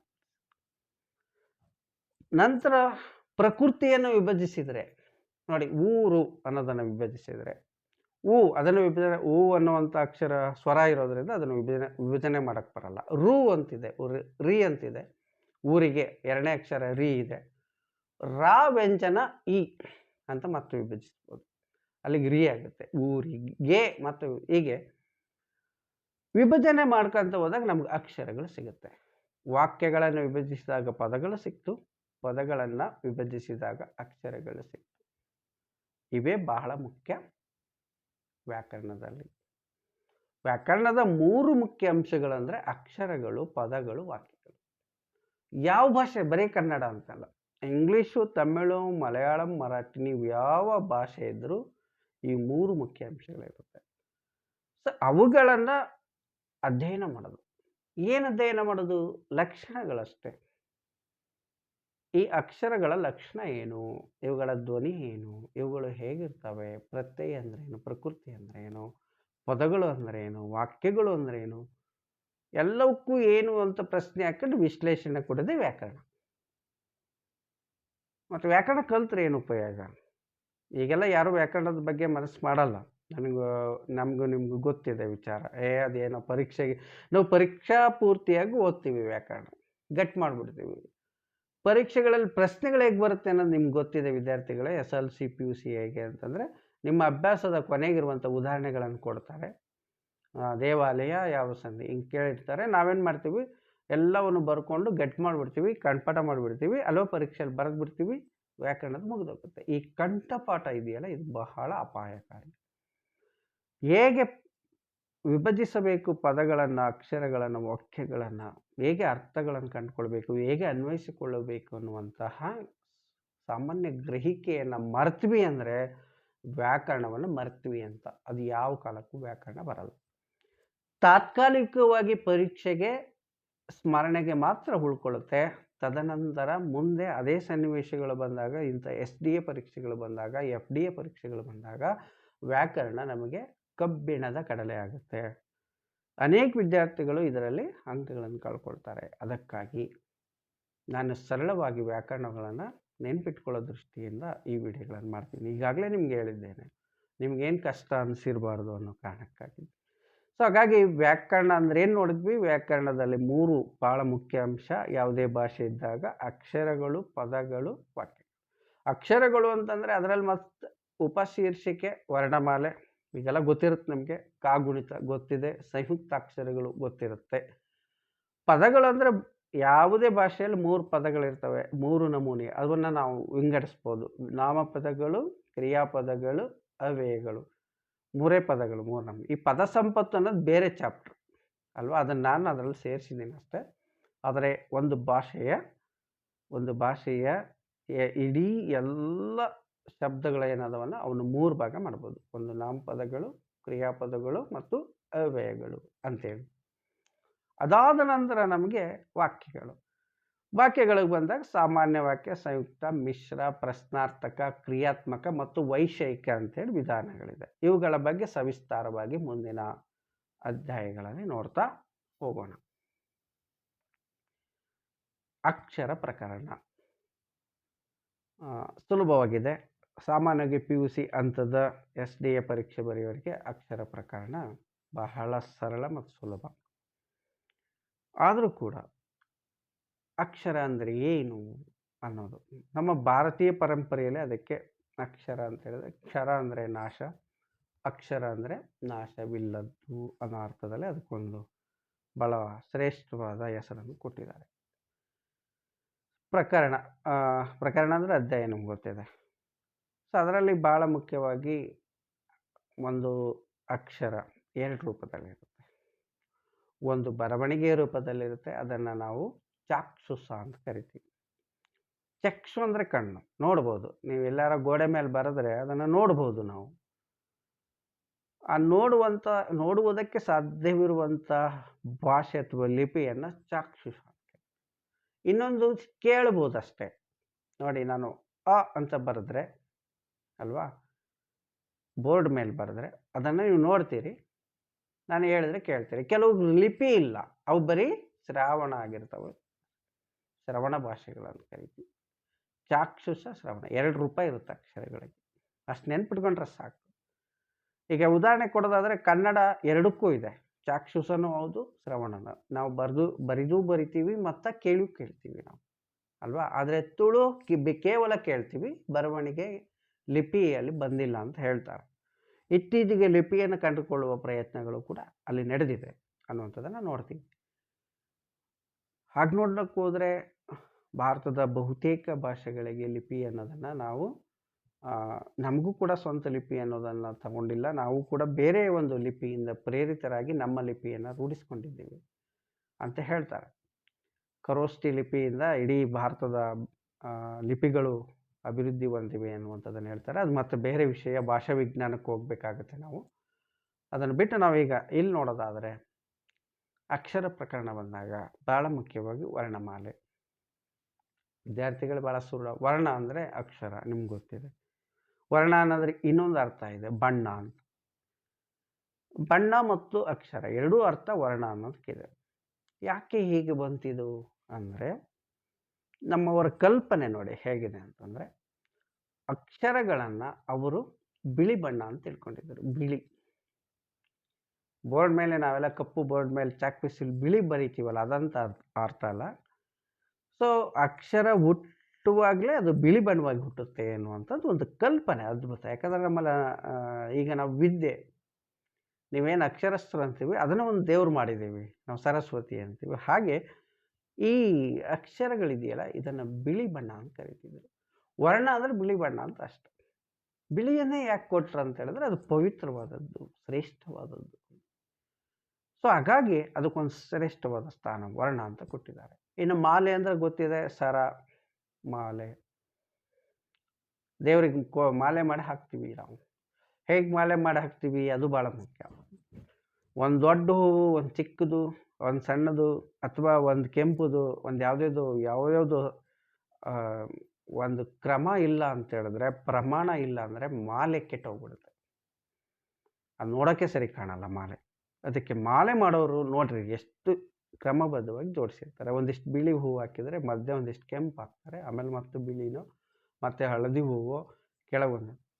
ಈ ಕ್ರಮಬದ್ಧವಾಗಿ ಜೋಡಿಸಿದಾಗ ಮಾಲೆ ಚೆಂದ ಕಾಣುತ್ತೆ. ಹಾಗೆ ಕೂಡ ಅಕ್ಷರಗಳನ್ನು ಎಲ್ಲಿಂದ್ರಲ್ಲಿ ಬರೆದ್ರೆ ಸರಿ ಕಾಣಲ್ಲ. ಎಲ್ಲೋ ಲಾ ಬರೆದು, ಕಾ ಬರೆದು, ಆಮೇಲೆ ಡಾ ಬರೆದು, ಇನ್ನೊಂದು ಥರ ನಾ ಬರೆದ್ರೆ ಅದಕ್ಕೊಂದು ವ್ಯವಸ್ಥೆನೂ ಇಲ್ಲ, ಒಂದು ಸಿಸ್ಟಮ್ ಇಲ್ಲ, ಏನೂ ಇಲ್ಲ ಅಂದಂಗಾಗುತ್ತೆ. ಮತ್ತು ಅದು ನೆನ್ಪಿಟ್ಕೊಳ್ಳೋಕ್ಕೂ ನಮ್ಗೆ ಕಷ್ಟ ಇಲ್ಲ. ಅದಕ್ಕೆ ನಮ್ಮವ್ರು ಏನು ಮಾಡಿದ್ರು ಅಂತ ಹೇಳಿದ್ರೆ, ಮೊದಲು ಸ್ವರಗಳನ್ನು ಬರೆದ್ರು. ಸ್ವರಗಳನ್ನು ಅದು ಹೇಗೆ? ಮೊದಲು ಅದಿಂದನೇ ಯಾಕೆ ಪ್ರಾರಂಭ ಮಾಡಿದ್ರು? ಸಹಜ ಸ್ವರ ಅಂತ ಕರೆದ್ರು ಅ. ಇದು ನೀವೇನು ಕಲಿಸ್ಕೊಡ್ಲೇಬೇಕಾಗಿಲ್ಲ, ಪ್ರಯತ್ನವೂ ಬೇಕಾಗಿಲ್ಲ. ಒಂದು ಮಗುಗೆ ಕಲಿಸ್ಕೊಡೋದೇ ಬೇಡ ನೀವು ಅ ಮತ್ತು ಅನ, ಅದು ಸಹಜವಾಗಿ ಕಲಿಯುತ್ತೆ. ಮತ್ತು ಅದು ನಾವು ಕಲಿಸೋಕೆ ಅದರ ಒಂದಿಷ್ಟು ತಿಳುವಳಿಕೆ ಬಂದ ತಕ್ಷಣ ಅದು ಕಲಿತು ಬಿಟ್ಟಿರುತ್ತೆ ಆ ಎರಡು ಸ್ವರಗಳನ್ನು. ಹಾಗಾಗಿ ಅವನ್ನ ಸಹಜ ಸ್ವರಗಳು ಅಂತ ಕರೆದ್ರು. ಜೊತೆಗೆ ಅವುಗಳು ಎಲ್ಲ ಸ್ವರಗಳು ಅಷ್ಟೇ ಸಹಜ ಸ್ವರಗಳೇ. ಸ್ವಲ್ಪ ಪ್ರಯತ್ನ ಮಾಡಬೇಕು. ಈ ಅನ್ಬೇಕಾದ್ರೆ ಸ್ವಲ್ಪ ನಮ್ಮ ಧ್ವನ್ಯಂಗಗಳು ಅಂತ ಕರಿತೀವಿ, ನಾನು ಮುಂದೆ ಹೇಳ್ತೀನಿ ಅದ್ರ ಬಗ್ಗೆ. ನಮ್ಮ ಧ್ವನಿ ವ್ಯವಸ್ಥೆ ಇದೆ ಒಂದು ಒಳಗಡೆ, ನಾಲ್ಗೆ, ಕಂಠ, ಮೂಗು, ಹಲ್ಲು, ಆ ಕಡೆ ಇರುವಂತಹ ದವಡೆಗಳು, ಇವೆಲ್ಲವೂ ಸೇರಿ ಒಂದು ಅಕ್ಷರವನ್ನು ಹೊರಗೆ ಹಾಕ್ತವೆ.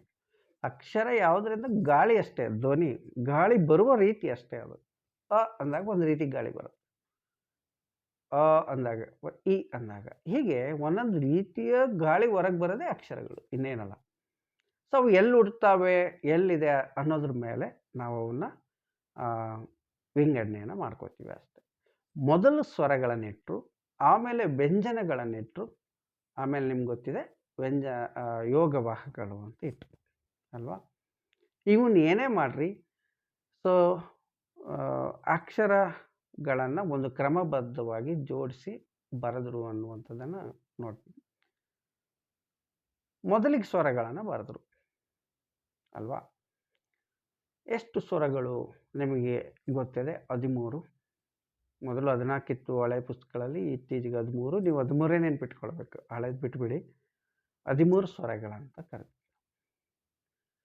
ಸ್ವರ ಅಂದರೆ ಏನು ಅನ್ನೋದು ಪ್ರಶ್ನೆ. ಈಗ ಸಾಮಾನ್ಯವಾಗಿ ಸ್ವರ ಎಲ್ಲಿ ಬಳಸ್ತೀವಿ? ಸಂಗೀತದಲ್ಲಿ ಸ್ವರಗಳು ಅಂತ ಬಳಸ್ತೀವಿ. ಅಲ್ಲಿ ಶಬ್ದನೇ, ಧ್ವನಿನೇ, ಬೇರೆ ಏನೂ ಇಲ್ಲ. ಇಲ್ಲಿ ಕೂಡ ಧ್ವನಿನೇ, ಮತ್ತೇನಿಲ್ಲ. ನೀವು ಅ ಅಂದಾಗ ಒಂದು ಧ್ವನಿ ಅದು ಅಷ್ಟೇ, ಹಾಗಾಗಿ ಅದಕ್ಕೆ ಸ್ವರ. ಸರಿ ಗ ಮ ಪ ಸಂಗೀತದಲ್ಲಿ ಅವು ಒಂದು ಸ್ವರ, ಅವು ಧ್ವನಿಗಳೇ. ಸೊ ಹಾಗಾಗಿ ಸ್ವರಗಳು ಅಂತ ಕರೆದ್ರು, ಧ್ವನಿ ಅಂತ. ಸರಿ, ಅದರಲ್ಲಿ ಮತ್ತೆ 2 ಭಾಗ ಮಾಡ್ತಾರೆ, ಹ್ರಸ್ವ ಸ್ವರ ಮತ್ತು ದೀರ್ಘ ಸ್ವರ ಅಂತ. ರಸ್ಪ ಅಂತಂದರೆ ಕಡಿಮೆ. ಹೆಂಗೆ ನೆನ್ಪಿಟ್ಕೊಳ್ಬೇಕು ನೋಡಿ, ವ್ಯಾಖ್ಯೆಗಳನ್ನು ಹೇಳಕ್ಕೆ ಹೋಗ್ಬಾರ್ದು, ಭಾಳ ಕಷ್ಟ ಆಗುತ್ತೆ. ನಾವೆಲ್ಲ ಗಟ್ ಮಾಡಿಬಿಡ್ತೇವೆ. ಹೇಗೆ? ಸ್ವರಗಳೆಂದರೆ ಏನು? ಸ್ವತಂತ್ರವಾಗಿ ಉಚ್ಚರಿಸಲಾಗುವ ಅಕ್ಷರಗಳು, ಸ್ವರಗಳು ಅಂತೂ ಈ ಗಟ್ ಮಾಡಿಸಿ ಏನು ಮಾಡ್ತೀವಿ, ಈ ವ್ಯಾಖ್ಯೆಗಳು ವಿದ್ಯಾರ್ಥಿಗಳಲ್ಲಿ ಮರ್ತೋಗ್ಬಿಡುತ್ತೆ. ಅದರ ಬದಲು ಸರಳವಾಗಿ ಕೋಡಿಂಗ್ ಮಾಡ್ಬೇಕು ಅವನ್ನ. ಸ್ವರ ಈಕ್ವಲ್ಸ್ ನಾನು ಅದಕ್ಕೆ ಮಾಡಿದ್ದೀನಿ. ಸ್ವರ ಅಂತಂದರೆ ಶಬ್ದ ಅಷ್ಟೇ, ಧ್ವನಿಗಳು.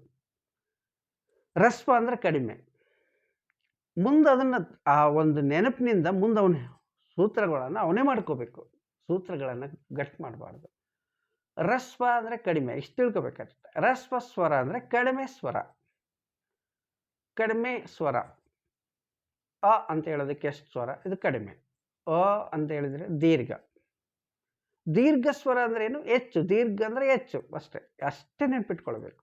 ಆದರೆ ವ್ಯಾಖ್ಯೆಗಳನ್ನು ಹೇಳೋದ್ರಿಂದ ಮಕ್ಕಳಿಗೆ ನೆನಪಿರೋದಿಲ್ಲ ಭಾಳಷ್ಟು. ಹಾಗಾಗಿ ವ್ಯಾಕರಣದಲ್ಲಿ ಆದಷ್ಟು ಕಂಠಪಾಠ ಕಡಿಮೆ ಮಾಡಿ, ಭಾಳಷ್ಟು ಕೋಡಿಂಗ್ ಮಾಡಿ. ಕೋಡಿಂಗ್ ಮಾಡಿದೆ. ಈಗ ನಾನು ಕೋಡಿಂಗ್ ಅನ್ನೋದಕ್ಕಿಂತ ಇದನ್ನು ಸ್ವಲ್ಪ ಸರಳೀಕರಿಸಿದ್ದೀನಿ ಅಷ್ಟೇ, ಇನ್ನೇನಿಲ್ಲ. ರಸ್ವ ಅಂದರೆ ಕಡಿಮೆ, ದೀರ್ಘ ಅಂದರೆ ಹೆಚ್ಚು. ಇದನ್ನು ಹೇಳ್ಕೊಟ್ಬಿಡ್ಬೇಕು ನಾವು. ಹಂಗಾದ್ರೆ ನೆನಪಿರುತ್ತೆ ಅವ್ರಿಗೆ. ಸರಿ, ಸ್ವರಗಳಲ್ಲಿ 2 ಬಗೆ 13 ಇದೆ. ಅದರಲ್ಲಿ ರಸ್ವಸ್ವರ 6, ದೀರ್ಘಸ್ವರ 7. ರಸ್ವ ಅಂದರೆ ಕಡಿಮೆ ಸಮಯ, ಜಸ್ಟ್ 1 ಸೆಕೆಂಡ್ ಅಂತ ಅಂದ್ಕೊಂಡ್ರೆ. ಅಂದರೆ ಇದು ಭಾಳ ಚಂದ ಹೇಳ್ತಾರೆ. ಹೇಗೆ ಅಂದರೆ, ಒಂದು ಅ ಅನ್ನುವಂಥ ಅಕ್ಷರವನ್ನು ಉಚ್ಚರಿಸೋದಕ್ಕೆ ಎಷ್ಟು ಸಮಯ ಬೇಕು ಅಷ್ಟು ಸಮಯ ಅಂತ 1 ಸೆಕೆಂಡ್ ಅಂತ ಅಪ್ರಾಕ್ಸಿಮೇಟ್ ಇಟ್ಕೊಂಡ್ರೆ, ದೀರ್ಘ ಸ್ವರ ಇದರ 2ರಷ್ಟು ಸಮಯ. ಅ ಅನ್ನೋದಕ್ಕೆ ಎಷ್ಟು ಸಮಯ ಬೇಕೋ ಆ ಅನ್ನೋದಕ್ಕೆ ಅದರ 2ರಷ್ಟು ಸಮಯ ಬೇಕು. ಹಾಗಾಗಿನೇ ನಾವು ಮುಂದೆ ಛಂದಸ್ಸಿಗೆ ಬರಬೇಕಾದ್ರೆ ಅ ಅನ್ನೋದಕ್ಕೆ ಲಘುವನ್ನು ಕೊಟ್ಟರೆ ಅದರ ಡಬಲ್ ಸಮಯಕ್ಕೆ ಗುರು ಅಂತ ಕೊಡ್ತೀವಿ. ಆಕ್ಕೆ ಗುರು ಅಂತ ಕೊಡ್ತೀವಿ. ಹಾಗಾದ್ರೆ 1 ಮಾತ್ರೆ ಸಮಯ, ಅ. ಗುರು 2 ಮಾತ್ರೆ, ಡಬಲ್ಲು. ಸೊ ಏನು ಮಾಡ್ಬೋದು ಸೂತ್ರ? ಅ ಪ್ಲಸ್ ಅ ಈಕ್ವಲ್ಸ್ ಆ ಮಾಡ್ಬೋದು. 2 ಆಗೆ ಎಷ್ಟು ಸಮಯ ಬೇಕೋ ಅಷ್ಟು ಹಾಕಿ. ಸೊ ಇಷ್ಟೆಲ್ಲ ಬೇಡ, ಭಾಳ ಸರಳ ಇದೆ. ಸೊ ರಸ್ವಸ್ವರ ಅಂತ ಹೇಳಿದ್ರೆ ಕಡಿಮೆ ಸಮಯ, ದೀರ್ಘಸ್ವರ ಎಷ್ಟು ಸಮಯ, ಸಾಕು. ಇಷ್ಟು ನೆನ್ಪಿಟ್ಕೊಳ್ಳಿ. 6, 7. ಇದು ಕೂಡ ಕೆಲವು ಸರಿ ಪರೀಕ್ಷೆಗಳಲ್ಲಿ ಕನ್ಫ್ಯೂಸ್ ಆಗುತ್ತೆ. ಅವರು ರಸ್ವಸ್ವರ ಕೇಳೋ ಬದಲು ದೀರ್ಘಸ್ವರ ಕೇಳ್ತಾರೆ, ನಿಮಗೆ ಕನ್ಫ್ಯೂಸ್ ಮಾಡ್ತಾರೆ. ನಾವು ಓದ್ಕೊಂಡು ಹೋಗಿರ್ತೀವಿ, ಅಲ್ಲಿ ಹೋದ್ಮೇಲೆ ಯೋಚನೆಗಳು ಪ್ರಾರಂಭ ಆಗುತ್ತೆ. ರಸ್ವ 6, ದೀರ್ಘ 6 ಅಂತ ಬರ್ಕೊಂಬಿಡಿ, ಸರಳ ಅಲ್ವಾ? ಬರ್ಕೊಂಡೇ ಬಿಟ್ಬಿಡು. ಕೆಲವೊಂದೆಲ್ಲ ಬರದೇ ಉತ್ತರ ಕೊಡಬೇಕು, ಏನೂ ಆಗಲ್ಲ. ಅಷ್ಟಾಗಿ ಇದೆಲ್ಲ ನೆನಪಿರುತ್ತೆ, ಭಾಳ ಸಣ್ಣ ವಿಚಾರ ಅಂತ ಅಂದ್ಕೊಂಡ್ರು ಕೂಡ. ನೋಡಿ, ಅ, ಆ, ಇ, ಈ, ಉ, ರು ಜೊತೆ ಇನ್ನೊಂದಿಲ್ಲ, ಅದನ್ನು ಬಿಟ್ಟಿದ್ದೀವಿ. ಇದಕ್ಕೆ ಮತ್ತೆ ಭಾಳ ವಿಚಾರಗಳಿದೆ. ಯಾಕೆ ಬಿಡ್ತಾರೆ ಒಂದು ಶಬ್ದವನ್ನು, ಅಕ್ಷರವನ್ನು ಯಾಕೆ ಬಿಡ್ತಾರೆ ಅಂತ. ಇದಕ್ಕೆ ಯೋಚನೆ ಮಾಡ್ತಾ ಹೋದರೆ ಪ್ರತಿಯೊಂದು ಭಾಷೆಗೂ ಒಂದು ಧ್ವನಿಮಾಶಾಸ್ತ್ರ ಅಂತ ಇರುತ್ತೆ. ತನಗೆ ಎಷ್ಟು ಧ್ವನಿಗಳನ್ನು ಬೇಕೋ ಅಷ್ಟು ಧ್ವನಿಗಳನ್ನು ಮಾತ್ರ ಆ ಭಾಷೆ ಬಳಸ್ಕೊಂಡಿರುತ್ತೆ. ಜಗತ್ತಿನಲ್ಲಿ 100ಕ್ಕಿಂತ ಹೆಚ್ಚು ಧ್ವನಿಗಳಿದೆ. ನಮ್ಮ ಎಷ್ಟಿದೆ? 49 ಅಕ್ಷರಗಳಿದೆಯಲ್ಲ. ಆದರೆ ಜಗತ್ತಿನಲ್ಲಿ ಈ ಮನುಷ್ಯನಿಂದ ಹುಟ್ಟಬಹುದಾದಂತಹ ಧ್ವನ್ಯಂಗಗಳಿಂದ ಹುಟ್ಟಬಹುದಾದಂಥ ಧ್ವನಿಮಗಳಿಗೆ ಪಟ್ಟಿ ಮಾಡ್ತಾರೆ. ಅದಕ್ಕೆ ಇಂಟರ್ನ್ಯಾಷನಲ್, ಅಂತಾರಾಷ್ಟ್ರೀಯ ಮಟ್ಟದ ಭಾಷಾ ವಿಜ್ಞಾನಿಗಳು ಸುಮಾರು 150 ಹೇಳ್ತಾರೆ. ಅಷ್ಟೊಂದು ಅಕ್ಷರಗಳನ್ನು ಮಾಡ್ಬೋದಂತೆ. ಆದರೆ ಕನ್ನಡಕ್ಕೆ 49 ಇದೆ, ಇಂಗ್ಲೀಷಿಗೆ 26 ಇದೆ. ಬೇರೆ ಬೇರೆ ಭಾಷೆಗೆ ಅವ್ರಿಗೆ ಬೇಕಾದಷ್ಟು ಧ್ವನಿಗಳನ್ನು ಮಾತ್ರ ಮಾಡ್ಕೊಂಡಿದ್ದಾರೆ ಅವರು, ಅಷ್ಟೇ. ಹಾಗಾಗಿ ನಮಗೆ 49 ಮಾಡ್ಕೊಂಡಿದ್ದೀವಿ. ರು ಅನ್ನೋದಕ್ಕೆ ನಮ್ಗೆ ಬೇಕಿಲ್ಲ, ಅದು ಆ ಥರದ್ದು ಪದಗಳಿಲ್ಲ ನಮ್ಮಲ್ಲಿ. ಹಾಗಾಗಿ ಅದನ್ನು ಬಿಟ್ಟಿದ್ದೀವಿ. ಹಾಗೆ ನೋಡೋಕೆ ಹೋದರೆ ನಮ್ಮದು ವ್ಯಾಕರಣ ಪರಂಪರೆಯನ್ನು ನೋಡೋಕೆ ಹೋದರೆ ನಾವು 50 ಮ್ಯಾಲಿದ್ದಂಥ ಅಕ್ಷರಗಳು ನಮ್ಮಲ್ಲಿ 57ರವರೆಗೂ ಕೆ ಸಿ ರಾಜ ತಗೊಂಡೋಗಿ ಅವನ್ನ 47ಕ್ಕೂ ಇಳಿಸಿದ್ದ ಆತ. 57 ಮೊದಲು ಹೇಳಿ ಅದ್ರಾಗ 10 ಕಳೆದು ಏನೋ ಒಂದು ಸರ್ಕಸ್ ಮಾಡ್ತಾನೆ, ಅದು ಬೇಡ ಈಗ ಸದ್ಯಕ್ಕೆ. ಆದರೆ ನಾವು ಮುಂದಿನ ಕಾಲಮಾನಗಳಲ್ಲಿ ನಮಗೆ ಮತ್ಯಾವುದೋ ಒಂದು ಅಕ್ಷರ ಬೇಡ ಅಂತಂದರೆ ಬಿಡೋ ಸ್ವಾತಂತ್ರ್ಯ ಇದೆ ಅನ್ನುವಂಥದ್ದು. 49 ಹೀಗೆ ಇನ್ನೂ ಒಂದು 50 ವರ್ಷ 1000 ವರ್ಷ ಇರುತ್ತೆ ಅಂತ ಹೇಳಕ್ಕೆ ಬರಲ್ಲ. ನಮಗೆ ಅವಶ್ಯಕತೆ ಇದ್ದಾಗ ನಾವು ಪದಗಳನ್ನು, ಅಕ್ಷರಗಳನ್ನು ಬಿಡ್ತಾ ಹೋಗ್ತೀವಿ. ಸೊ ಸರಿ ವಿದ್ಯಾರ್ಥಿಗಳೇ, ಮುಂದಕ್ಕೆ ಹೋಗೋಣ. ಇಲ್ಲಿ ಈ ಸ್ವರಗಳ ಬಗ್ಗೆ ಇನ್ನೊಂದು ಪ್ರಶ್ನೆಯನ್ನ ಕೇಳ್ಬೋದು ಅನ್ಸುತ್ತೆ. ಸಂಧ್ಯಕ್ಷರಗಳು ಅನ್ನುವಂಥದ್ದು. ಈ ಸಂಧಿ ಅಂತಂದ್ರೆ ಕೂಡೋದು ಅಂತ 2. ಇಲ್ಲಿ ಯಾವುವು ಅಂತಂದ್ರೆ ಐ ಮತ್ತು ಔ ಗಳನ್ನ ಸಂಧ್ಯಕ್ಷರಗಳು ಅಂತ ಕರೀತಾರೆ. ಸೊ ನಮ್ಮ ಕನ್ನಡದಲ್ಲಿ ಇವು ಇಲ್ಲ ಅಂತ ಹೇಳ್ತಾರೆ. ಈಗ ಯಾಕೆ ಅಂತಂದ್ರೆ ಇವು ಸಂಸ್ಕೃತದ ಪ್ರೇರಣೆಯಿಂದ ನಮ್ಮ ಕನ್ನಡಕ್ಕೆ ಬಂದಿವೆ ಅಂತ. ಬಹಳ ಅಕ್ಷರಗಳು ಬಂದಿದೆ ನಮ್ಮ ಕನ್ನಡಕ್ಕೆ ಸಂಸ್ಕೃತದ ಪ್ರೇರಣೆಯಿಂದ. ಐ ಮತ್ತು ಅವುಗಳು ಅಲ್ಲಿ ನಾನು ತೋರಿಸಿದ್ದೀನಿ. ಅ ಮತ್ತು ಯಾ ವ್ಯಂಜನ 2 ಸೇರಿಸಿ ಐ. ನಮ್ಮ ಕನ್ನಡದಲ್ಲಿ ಐ ಅಂತ ಬರಿಬೋದು. ಅಲ್ಲಿ ಬರ್ದಿದೀವಲ್ಲ ಐ ಅಂತ ಬರಿಬೋದು. ಐನು ಕೂಡ ಬರ್ಬೋದು. 5 ಅನ್ನೋದನ್ನು ಹೇಗೆ ಬರಿಬೋದು? 2 ಥರನೂ ಬರಿಬೋದು, ತಪ್ಪೇನಿಲ್ಲ ಅಲ್ವಾ? ಆ ಬರ್ದು ಯಾ ವ್ಯಂಜನ ಬರ್ದು ಅದಕ್ಕೆ ಯಾ ಬರ್ದು ಅದಕ್ಕೆ ದಾವತ್ ಕೊಟ್ಟು ಹಾಗೂ ಬರಿಬೋದು 5. ಮತ್ತು 5 ಅನ್ನೋದನ್ನು ಐ ಅಂತ ಬರೆದು ಅದನ್ನು ಬರಿಬೋದು. ಸೊ ಹಾಗಾಗಿ ಸಂಸ್ಕೃತದ ಪ್ರಭಾವದಿಂದ ಕನ್ನಡಕ್ಕೆ ಬಂದಂಥ ಐ ಮತ್ತು ಔ ಅಕ್ಷರಗಳು ಇವಕ್ಕೆ ಸಂಧ್ಯಕ್ಷರಗಳು ಅಂತ ಕರಿತೀವಿ. ಅ ಮತ್ತು ಯಾ ಸೇರಿ ಐ ಆದರೆ ಅ ಮತ್ತು ವ ಸೇರಿ ಔ ಆಗುತ್ತೆ ಅನ್ನುವಂಥದ್ದು. ಈ ಕೊಟ್ಟಿರೋಂಥದ್ರಲ್ಲಿ ಐ ಮತ್ತು ಅವುಗಳನ್ನು ಏನಿದೆ 2 ರೂಪದಲ್ಲಿ ಕನ್ನಡದಲ್ಲಿ ಬಳಸಿದ್ದನ್ನು ನೋಡ್ತೀವಿ. ನಾವು ಹಳಗನ್ನಡಕ್ಕೆ ಹೋದರೆ ಆ ರೂಪಗಳನ್ನು ಕಾಣ್ಬೋದು. 5 ಅನ್ನೋದನ್ನು ಅಯ್ಯದು ಅಂತಲೇ ಬರೆದಿದ್ದಾರೆ ಅವರು, ಅವುದು ಅಂತಲೇ ಬರೆದಿದ್ದಾರೆ ಅವು. ಸೊ ಅವನ್ನೆಲ್ಲ ನೋಡ್ಬೋದು ನಾವು ಅಂತ ಹೇಳ್ತಾ ಮುಂದಕ್ಕೆ ಹೋಗೋಣ. ಇದ್ರ ಬಗ್ಗೆ ಪ್ರಶ್ನೆಗಳನ್ನು ಕೇಳ್ತಾರೆ. ಸಂಧ್ಯಕ್ಷರಗಳು ಯಾವುವು ಅಂತ ಕೇಳ್ತಾರೆ ಸಾಮಾನ್ಯವಾಗಿ. ಅವಕ್ಕೆ ನೀವು ಐ ಮತ್ತು ಅವುಗಳನ್ನು ಬರಿಬೇಕು. ರಸ್ವ ಸ್ವರಗಳೆಷ್ಟು, ದೀರ್ಘ ಸ್ವರಗಳೆಷ್ಟು, ಒಟ್ಟು ಸ್ವರಗಳೆಷ್ಟು, ಈ ಥರ ಪ್ರಶ್ನೆಗಳು ಬರುತ್ತೆ. ಸ್ವಲ್ಪ ನೋಡಬೇಕು. ಇನ್ನು ವರ್ಣಮಾಲೆಯಲ್ಲಿ 2ನೇ ವಿಧ ವ್ಯಂಜನಗಳು. 1ನೇ ವಿಧ ಸ್ವರಗಳು. ನಮ್ಮವರು ಮೊದಲು ಸ್ವರಗಳನ್ನು ಬರೆದ್ರು. ವರ್ಣಮಾಲೆಯ ಕ್ರಮ ಅಂತ ಕರಿತೀವಿ, ಪಾಠಕ್ರಮ ಅಂತ ಕರಿತೀವಿ. ನೆನ್ಪಿಟ್ಕೊಳ್ಳಿ, ಪಾಠಕ್ರಮ ಅಂತ ಕರಿತೀವಿ. ಈ ಪಾಠಕ್ರಮದಲ್ಲಿ ಮೊದಲು ಸ್ವರಗಳನ್ನು ಬರೆದ್ರು. ಸ್ವರಗಳಾದ ನಂತರ 1 ಚುಕ್ಕಿ ಮತ್ತು 2 ಅನುಸ್ವರ ವಿಸರ್ಗಗಳನ್ನು ಬರೀತಾರೆ. ಆದರೆ ಅವು ಅಕ್ಷರಗಳು ಅಲ್ಲ, ಅವುಗಳ ಬಗ್ಗೆ ಮುಂದೆ ಹೇಳ್ತೀನಿ ನಾನು. ಈ ವ್ಯಂಜನಗಳನ್ನು ನೆಕ್ಸ್ಟ್ ಬರೆಯೋ ಕ್ರಮ ಬಂತು. ವ್ಯಂಜನ್ ಅಂದರೆ ಏನು? ಅದು ವ್ಯಂಜ್ ಅನ್ನುವಂಥದ್ರಿಂದ ಬಂದಂಥದ್ದು ಅಂತ ಹೇಳ್ತಾರೆ. ಸೊ ಹಾಗಾಗಿ ವ್ಯಂಜ್ ಅಂತಂದರೆ ವಿಭಜಿಸು ಅಂತಲೇ ಅರ್ಥ ಬರುತ್ತೆ. ಸಾಮಾನ್ಯವಾಗಿ ಒಂದು ಅಕ್ಷರವನ್ನು ವಿಭಜಿಸಿದಾಗ ಇವು ಬರ್ತಾವೆ ವ್ಯಂಜನಗಳು. ಅಕ್ಷರ ಅಂತ ಕರೆಸ್ಕೊಳ್ಬೇಕಾದ್ರೆ ಸ್ವತಂತ್ರವಾದ ಉಚ್ಚಾರ ಇರಬೇಕು. ಕ ಒಂದು ಅಕ್ಷರ ಅಲ್ವಾ? ಕ ಅನ್ನೋದನ್ನು ವಿಭಜಿಸಿದಾಗ ಕ ವ್ಯಂಜನ ಪ್ಲಸ್ ಆ ಆಗುತ್ತೆ ಅಲ್ವಾ? ಆಗ ಸಿಗ್ತವೆ ಇವು ವ್ಯಂಜನಗಳು. ಸ್ವರ ತೆಗಿಬೇಕು, ಸ್ವರ ತೆಗೆದಾಗ ಉಳಿಯುವಂಥದ್ದು ವ್ಯಂಜನ. ಇವುಗಳನ್ನು ಉಚ್ಚಾರ ಮಾಡೋದಕ್ಕೆ ಬರೋದಿಲ್ಲ.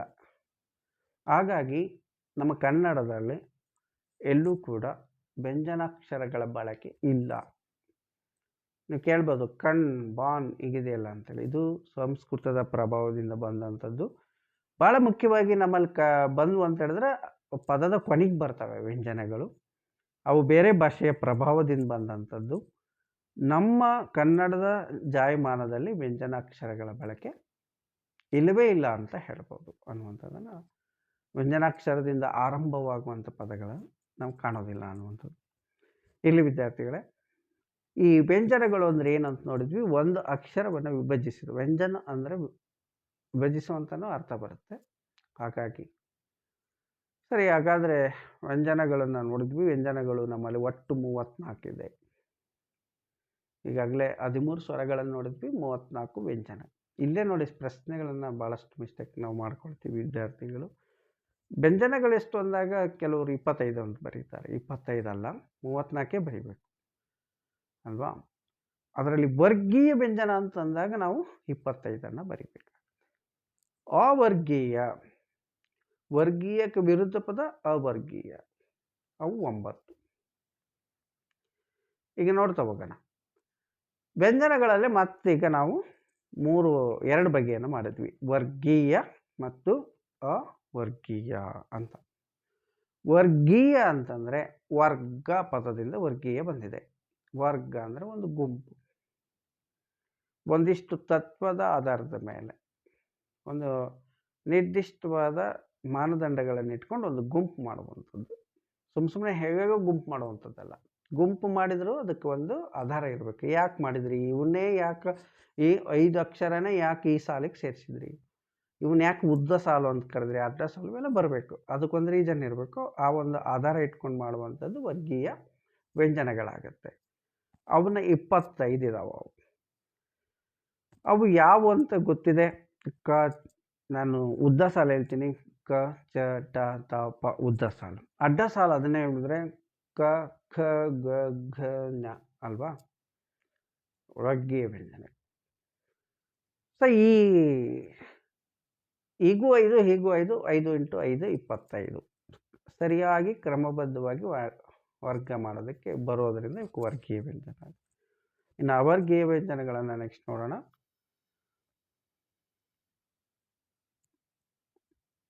ಒಂದು ನಿಮಿಷ. ಇಲ್ಲಿ ಇನ್ನೊಂದು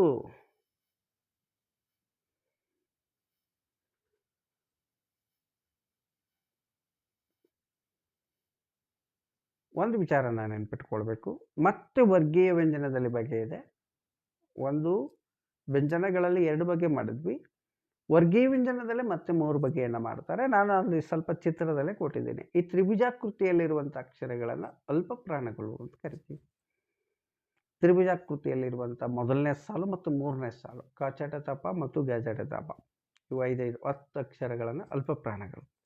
ಹೆಸರೇ ಹೇಳುತ್ತೆ, ಅಲ್ಪ ಅಂದರೆ ಸ್ವಲ್ಪ, ಪ್ರಾಣ ಅಂದರೆ ಉಸಿರು, ನಮ್ಮ ವಾಯ್ಸ್ ಅಲ್ವಾ. ಸೊ ಸ್ಕ್ವೇರಲ್ಲಿರುವಂಥದ್ದು, ಘನಾಕೃತಿಯಲ್ಲಿ ಇರುವಂಥದ್ದು ಮಹಾಪ್ರಾಣಗಳು ಅಂತ. ಅವು ಈ ಅಲ್ಪ ಪ್ರಾಣಗಳ ಒಂದು ಹೇಳೋ ರೀತಿ ಉಚ್ಚಾರ ಇರುತ್ತೆ, ಸ್ವಲ್ಪ ವ್ಯತ್ಯಾಸ. ಏನಂದರೆ ಮಹಾ ಅಂದರೆ ಜಾಸ್ತಿ ಅಂತ ತಿಳ್ಕೊಂಡಿದ್ದೀವಿ, ಮಹಾಪ್ರಾಣ ಅಂದರೆ ಹೆಚ್ಚು ಅಂತ, ಅದೇ ಅರ್ಥ ಬರುತ್ತೆ. ಆದರೆ ಅದಿಷ್ಟೇ ಅಲ್ಲ, ಜೋರಾಗಿ ಹೇಳೋದು ಅಂತಲೂ ಅಷ್ಟಲ್ಲ. ಮತ್ತು ಹೇಗೆ ಅಂತಂದರೆ ಕಚಟತಪಗಳನ್ನು ಹೇಳಿದಾಗ ನಾವು ಕ ಮುಂದೆ ಅ ಕ ಅಷ್ಟೇ. ಆದರೆ ದೊಡ್ಡ ಕ ಹೇಳಬೇಕಾದ್ರೆ ಇಲ್ಲಿ ನೀವು ಹೇಗೆ ಬರಬೇಕು ಧ್ವನಿ ಅಂತಂದರೆ ಎದೆಯ ಭಾಗದಿಂದ ಬರಬೇಕು. ಖ ಅನ್ನುವಂಥದ್ದು ಬರಬೇಕು. ಕ ಬಾಯಿಂದ ಬರಬೇಕಷ್ಟೇ. ಖ ಅನ್ನುವಂಥದ್ದು ಎದೆ ಭಾಗದಿಂದ ಬರುವಂಥದ್ದು ಮಹಾಪ್ರಾಣಾಕ್ಷರ. ಜೋರಾಗಿ ಹೇಳಬೇಕು ಅಂತಿಲ್ಲ. ಭಾಳಷ್ಟು ಜನ ಏನಂತ ಹೇಳಿದ್ರೆ ಮಹಾಪ್ರಾಣ ಅಂದರೆ ಜೋರಾಗಿ ಹೇಳೋದು, ಅಲ್ಪ ಪ್ರಾಣ ಅಂದರೆ ಮೆಲ್ಲಕ್ಕೆ ಹೇಳೋದು ಅಂತ ಹೇಳ್ಕೊಂಡಿದ್ದಾರೆ. ಅದಲ್ಲ. ಅಲ್ಪ ಪ್ರಾಣ ಕೇವಲ ಬಾಯಿ ಕಂಠದಿಂದ ಬರುವಂಥದ್ದು. ಕ ಚ ಟ ತ ಪ. ಮಹಾಪ್ರಾಣ ಹೇಳೋದು ಹೇಗೆ ಅಂತಂದರೆ ಎದೆಯಿಂದ ಉಸಿರು ಬರಬೇಕು. ಘ ಎದೆ ನಡುಗಬೇಕು ಸ್ವಲ್ಪ. ಘ ಘ ಅನ್ನುವಂಥದ್ದು ಇವು ಮಹಾಪ್ರಾಣ. ಇಷ್ಟು ವ್ಯತ್ಯಾಸ ಅಷ್ಟೆ. ಜೋರಾಗಿ ಮೆಲ್ಲಕ್ಕೆ ಹೇಳೋದು ಅದು ನಮ್ಮ ಪ್ರೈಮರಿ ಶಾಲೆಯಲ್ಲಿ ನಾವು ಕಲ್ತಂಥದ್ದು. ವಿದ್ಯಾರ್ಥಿಗಳು ನಾವು ಸಾಮಾನ್ಯವಾಗಿ ಇರ್ತೀವಿ ನಾವು, ಅದು ಇರಲಿ ಬಿಡಿ. ಆದರೆ ಸರಿಯಾದ ಕ್ರಮ ಏನು ಅಂತ ಹೇಳಿದ್ರೆ ಎದೆ ಭಾಗದಿಂದ ಒಂದು ಧ್ವನ್ಯಾಂಗ ಒಂದು ಉಸಿರು ಬಂತಂದರೆ ಅದು ಮಹಾಪ್ರಾಣಾಕ್ಷರ. ಕೇವಲ ಕಂಠದಿಂದ ಬಂದರೆ ಅದು ಅಲ್ಪ ಪ್ರಾಣಾಕ್ಷರ. ಇಷ್ಟು ತಿಳ್ಕೊಂಡ್ರೆ ಸಾಕು. ಇನ್ನು 5ನೇ ವರ್ಗ ಇದೆ. ಇವು 1 2 3 4 ವರ್ಗ ಆಯಿತು. ಇನ್ನು 5ನೇ ವರ್ಗ ಇದೆ. ನ್ಯ ನ ನ ನ ಮ ಅನುನಾಸಿಕಗಳು ಅಂತ ಕರಿತೀವಿ. ನಾಸಿಕ ಅಂದರೆ ಮೂಗು, ಮೂಗಿನ ಸಹಾಯದಿಂದ ಉಚ್ಚಾರ ಮಾಡುವಂಥದ್ದು. ಸೊ ಹೀಗೆ 3 ಗುಂಪನ್ನು ಮಾಡಿದ್ವಿ, ಅಲ್ಪ ಪ್ರಾಣಗಳು, ಮಹಾಪ್ರಾಣಗಳು ಮತ್ತು ಅನುನಾಸಿಕಗಳು ಅಂತ. ಸೊ ಈ 3 ರೀತಿಯ ಒಂದು ಚಿತ್ರ ಅಷ್ಟೇ ಇದು. ಇದನ್ನು ನಿಮ್ಮ ಗಮನಕ್ಕೆ ತಂದಿದ್ದೀವಿ, ನೋಡ್ಕೊಳ್ಳಿ. ನೆಕ್ಸ್ಟ್ ವರ್ಗೀಯ ವ್ಯಂಜನಗಳನ್ನು ನಾನು ಆಗಲೇ ಹೇಳಿದೆ, ವರ್ಗೀಕರಣ ಮಾಡಿದ್ದೀವಿ, ಯಾವ ಆಧಾರದ ಮೇಲೆ ಮಾಡಿದ್ದೀವಿ ಅಂತ. ನಾನೊಂದು ಟೇಬಲ್ ಕೊಟ್ಟಿದ್ದೀನಿ ನಿಮಗೆ. ಅದರಲ್ಲಿ ಫಸ್ಟಿಗೆ ಕ ವರ್ಗ ಅಂತ ಮಾಡಿದ್ದೀನಿ, ಅವಕ್ಕೆ ಕಂಠ್ಯ ಅಂತೇಳಿ ಬ್ರ್ಯಾಕೆಟಲ್ಲಿ ಕೊಟ್ಟಿದ್ದೀನಿ. ಕ ವರ್ಗ ಕಂಠ್ಯ ಅಂತ. ಕಂಠ ಅಂದರೆ ನಿಮ್ಗೆ ಗೊತ್ತಿದೆ, ಕಂಠದಿಂದ ಹುಟ್ಟುವಂಥ ಅಕ್ಷರಗಳು ಅಲ್ವಾ. ನೀವು ಸ್ವಲ್ಪ ಅದನ್ನು ಎಕ್ಸ್ಪೆರಿಮೆಂಟು ಪ್ರಯೋಗಕ್ಕೆ ಒಳಪಡಿಸಿ ನಿಮಗೆ ಗೊತ್ತಾಗುತ್ತೆ. ನೀವು ಆ ಕಂಠದ ಭಾಗದಲ್ಲಿ ಹೀಗೆ ಇಟ್ಕೊಂಡ್ರೆ ನಿಮಗೆ ಅದರ ಅನುಭವ ಬರುತ್ತೆ. ಖ ಖ ಗ ಘ ನ ಅಂಥೇಳಿ ಅದು ತಳೆದಂಗೆ ಆಗುತ್ತೆ ನಿಮ್ಮ ಕೈನ ಅಲ್ವಾ. ಕಂಠದಲ್ಲಿ ಇಟ್ಕೊಂಡು ಈ ಅಕ್ಷರಗಳು ಆ 5 ಅಕ್ಷರಗಳು ಹುಟ್ಟಿದ ಸ್ಥಾನ ಕಂಠ, ಅದಕ್ಕಾಗಿ ಕಂಠೆಗಳು ಅಂತ ಕರಿದ್ವಿ. ಅದನ್ನು ಕ ಗುಂಪು ಅಂತ ಕರಿದ್ವಿ. ಕ ಗುಂಪು ಅಂದಟ್ಟಿಗೆ ನಿಮಗೆ ಕ ವರ್ಗ ಅಂದ ತಕ್ಷಣ ಆ 5 ಅಕ್ಷರಗಳು ನೆನಪಿಗೆ ಬರಬೇಕು. ಅದೇ ರೀತಿ ಉಳಿದ ಅಕ್ಷರಗಳನ್ನು ತಿಳ್ಕೊಳ್ಳಿ. ಚ ವರ್ಗ, ಟ ವರ್ಗ. ಸೊ ಚ ವರ್ಗಕ್ಕೆ ತಾಲುವ್ಯ ಅಂತ ಕರೆದ್ವಿ. ಈ ತಾಲುವ್ಯ ಅಂದ್ರೆ ಏನು? ಈ ಹಲ್ಲಿನ ಈ ಮೇಲ್ಭಾಗ ಇದೆಯಲ್ಲ, ಮೇಲ್ಭಾಗದ ಹಲ್ಲುಗಳಿದೆ, ಅದ್ರ ಮ್ಯಾಗೆ ತಾಲುವ್ಯ ಅಂತ ಕರೀತಾರೆ. ಆ ಭಾಗ ಗುಮ್ಮಟಾಕಾರದ ಭಾಗನ ತಾಲುವ್ಯ ಅಂತ ಕರೀತಾರೆ. ಒಳಗಡೆ ಒಂದು ಟೊಳ್ಳಿದೆ, ನಮ್ಮ ಮೇಲ್ಭಾಗದ ದವಡೆಯ ಹಲ್ಲುಗಳಿದೆಯಲ್ಲ, ಮೇಲ್ಭಾಗದ ಹಲ್ಲಿನ ಅದನ್ನು ನಾವು ಕರಿತೀವಿ. ಸೊ ಅದನ್ನು ತಾಲುವ್ಯ ಅಂತ ಕರೀತಾರೆ. ಬಹುಶಃ ನಮ್ಮ ನಾಲಿಗೆ ಆ ತಾಲುವ್ಯಕ್ಕೆ ಬಡಿಯೋದ್ರಿಂದ ಈ ಅಕ್ಷರಗಳು ಹುಡ್ತಾವೆ. ಅವನು ಬೇಕಾದ್ರೆ ನೀವು ಹೇಳ್ಕೊಬೋದು, ಚ, ಛ, ಜ, ಝ, ಞ ಅಂತ. ಸೊ ಹಾಗಾಗಿ ಮೂರನೇದು ಟ ವರ್ಗ ಅಂತಿದೆ, ಅದಕ್ಕೆ ನಮ್ಮ ಮೂರ್ಧನ್ಯ ಅಂತ ಕೊಟ್ಟಿದ್ದೀವಿ. ಮೂರ್ಧನ್ಯ ಅಲ್ವಾ? ಮೂರ್ಧನ್ಯ ಅಂತಂದರೆ ನಾಲಿಗೆ ಸ್ವಲ್ಪ ಬೆಂಡಾಗಿ ವಾಪಸ್ ಬರುವಂಥದ್ದು ಮೂರ್ಧನ್ಯ. ಸೊ ಇಲ್ಲಿ ಅದು ಕೂಡ ಈ ತಾಲುವ್ಯದ ಮುಂಭಾಗಕ್ಕೆ ಬಡಿಯುವಂಥದ್ದು, ಸ್ವಲ್ಪ ಬೆಂಡಾಗುತ್ತೆ ನಾಲಿಗೆ ಅನ್ನೋಂಥದ್ದು ನೋಡ್ಬೋದು.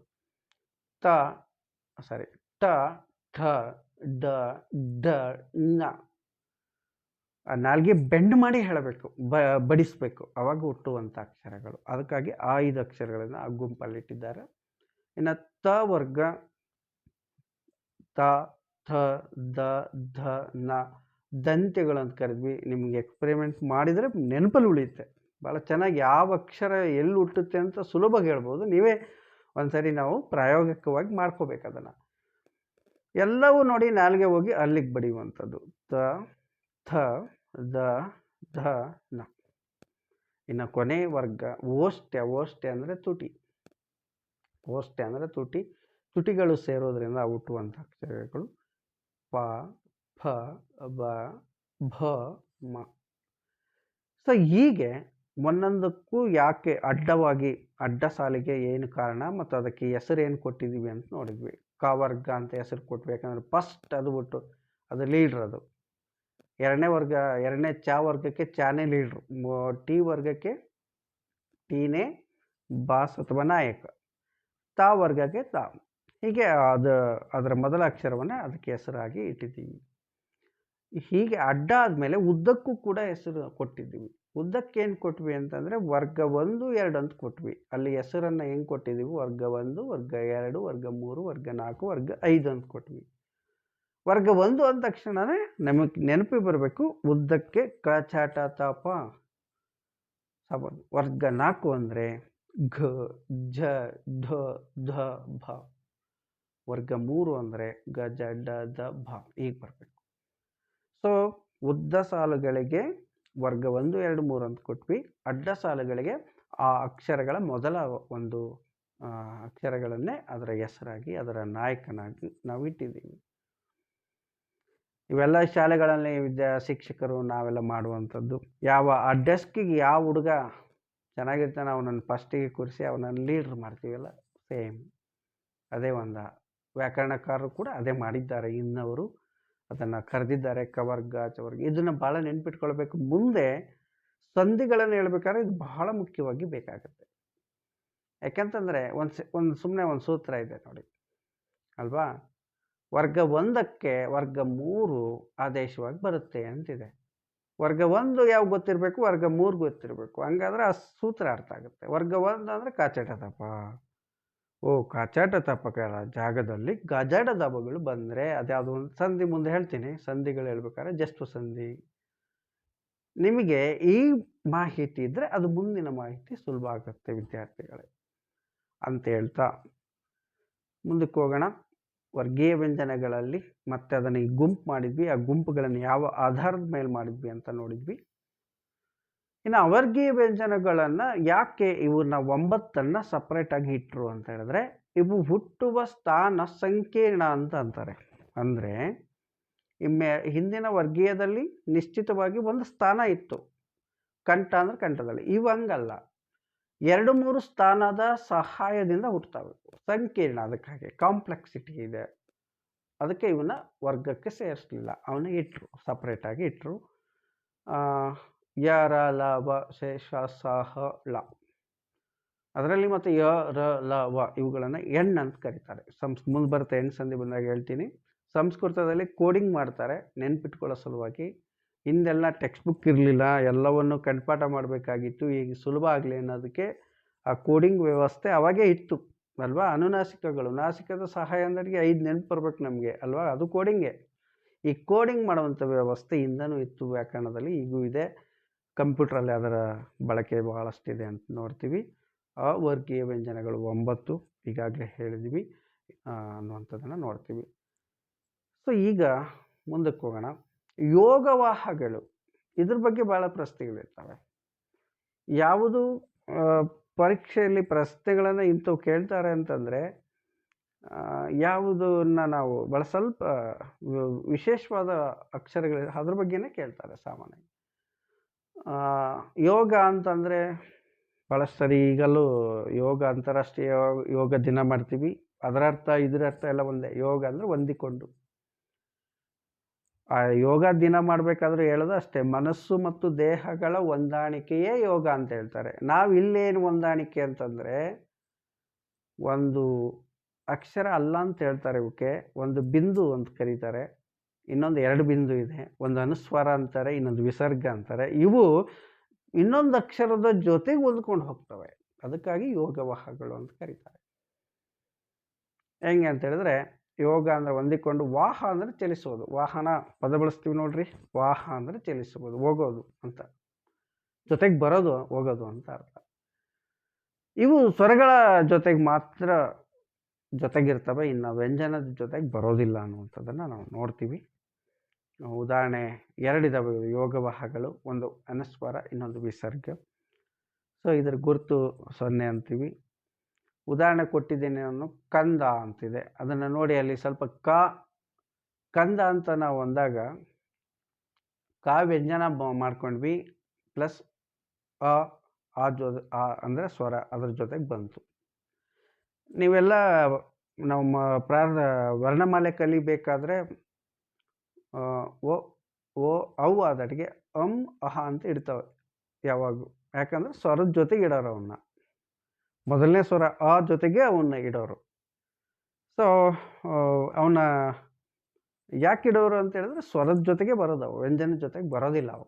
ಆ ಕಾರಣಕ್ಕಾಗಿ ಅವನ್ನ ಇಡ್ತಾರೆ. ನೀವೆಲ್ಲಾದರೂ ನೋಡಿ ಪದ ಆ ಥರ ಇದೆಯಾ ನೋಡಿ.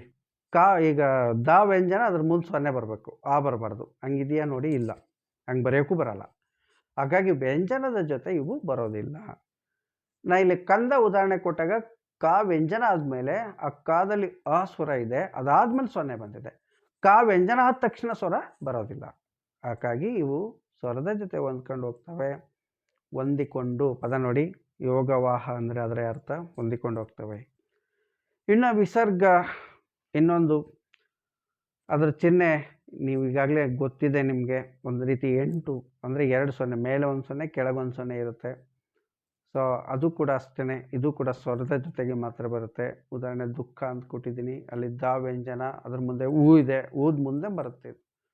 ಡೈರೆಕ್ಟ್ ನೇರವಾಗಿ ದ ವ್ಯಂಜನದ ಮುಂದೆ ಬರೋದಿಲ್ಲ ಅನ್ನುವಂಥದ್ದನ್ನು ನೆನ್ಪಿಟ್ಕೊಂಡ್ರೆ ಸಾಕು. ಸೊ ವಿದ್ಯಾರ್ಥಿಗಳೇ, ಈ ಅನುಸ್ವಾರ ಮತ್ತು ವಿಸರ್ಗಗಳು ಎರಡೂ ಕೂಡ ನಮ್ಮವಲ್ಲ ಅಂತ ಹೇಳ್ತಾರೆ. ನಮ್ಮವಲ್ಲ ಅಂತ ಕನ್ನಡ ಭಾಷೆಯದ್ದಲ್ಲ. ಪ್ರಾಚೀನ ಪಂಪನ ಕಾಲಕ್ಕೆ ಅಥವಾ ಅದಕ್ಕೂ ಪೂರ್ವದಲ್ಲಿ ನಾವು ಇವುಗಳನ್ನು ನೋಡೋದಕ್ಕೆ ಸಾಧ್ಯ ಇಲ್ಲ ಅಲ್ವೇ. ಇವುಗಳು ಇತ್ತೀಚೆಗೆ ಸಂಸ್ಕೃತದ ಪ್ರೇರಣೆಯಿಂದ ಕನ್ನಡಕ್ಕೆ ಬಂದಿವೆ ಅನ್ನುವಂಥದ್ದು ನೆನ್ಪಿಟ್ಕೊಳ್ಬೇಕಾದಂಥ ಅಂಶ.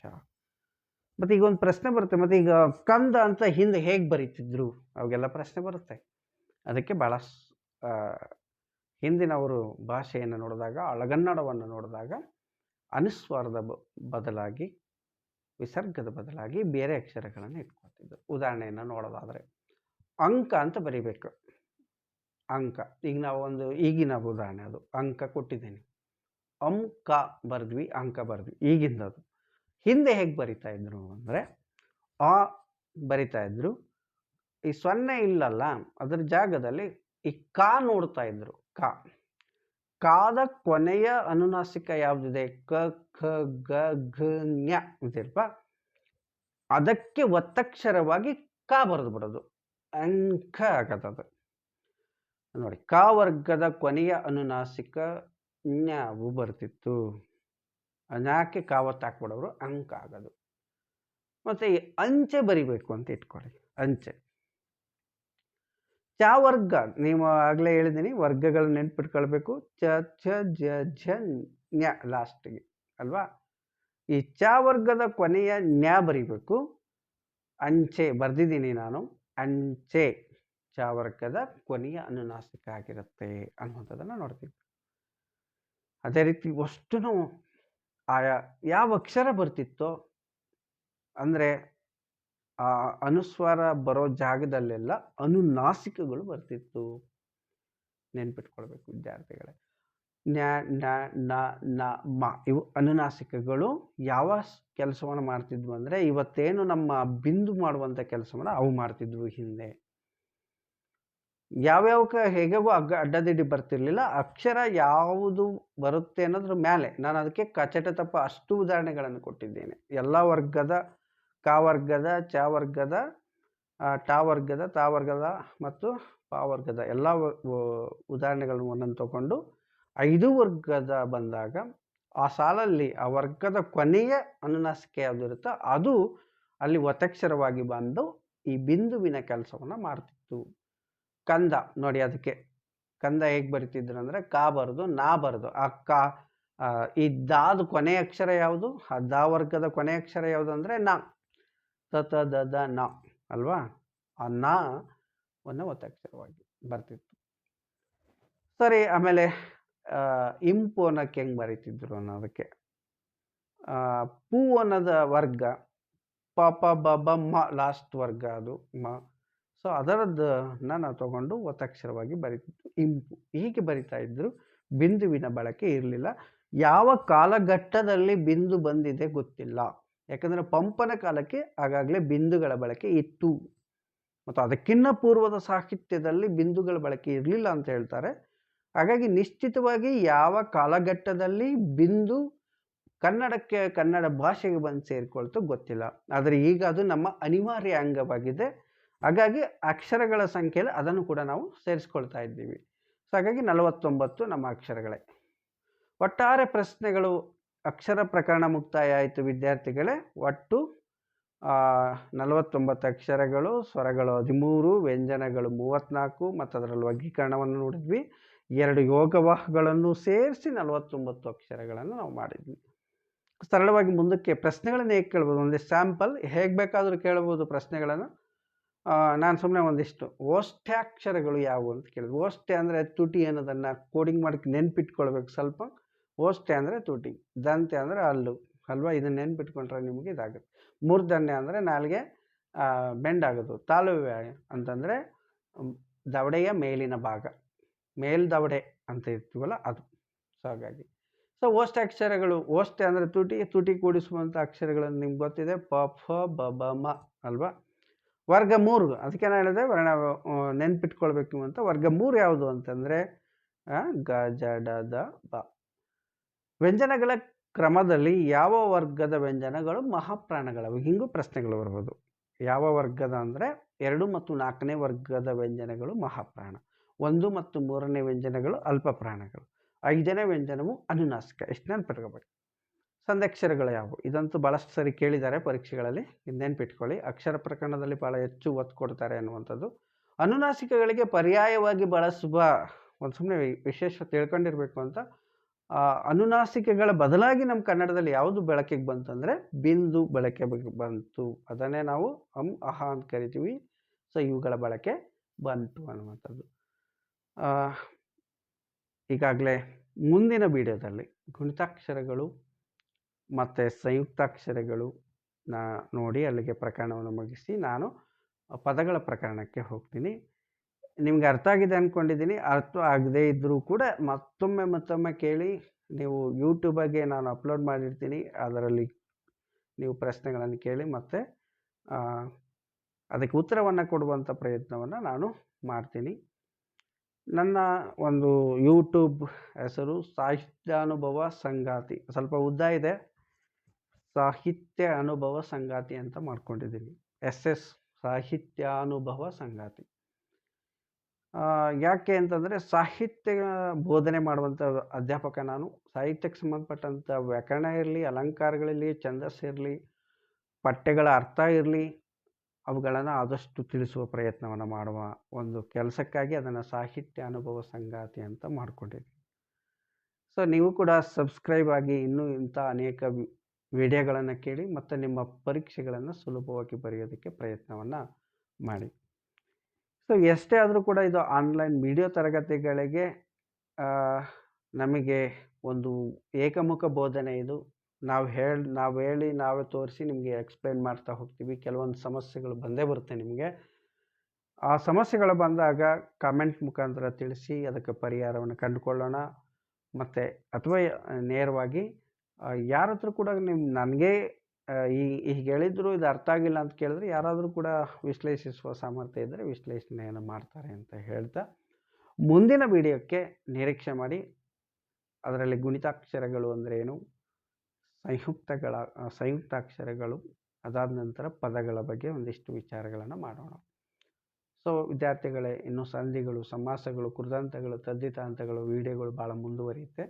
ಸೊ ನೀವು ತಾಳ್ಮೆ ಮತ್ತು ಭಾಳ ತಾಳ್ಮೆ ಅನ್ನೋದಕ್ಕಿಂತ ನಿಮಗೆ ಅರ್ಥ ಆಗೋದು ಭಾಳ ಮುಖ್ಯ ಅಂತ ಹೇಳ್ಕೊಳ್ತಾ ಆದಷ್ಟು ಈ ವಿಡಿಯೋಗಳನ್ನು ನಮಗೆ ಪ್ರೋತ್ಸಾಹಿಸಿ ಅಂತ ಹೇಳ್ತಾ ಈ ವಿಡಿಯೋವನ್ನು ಮುಗಿಸ್ತಾ ಇದ್ದೇನೆ ವಿದ್ಯಾರ್ಥಿಗಳು.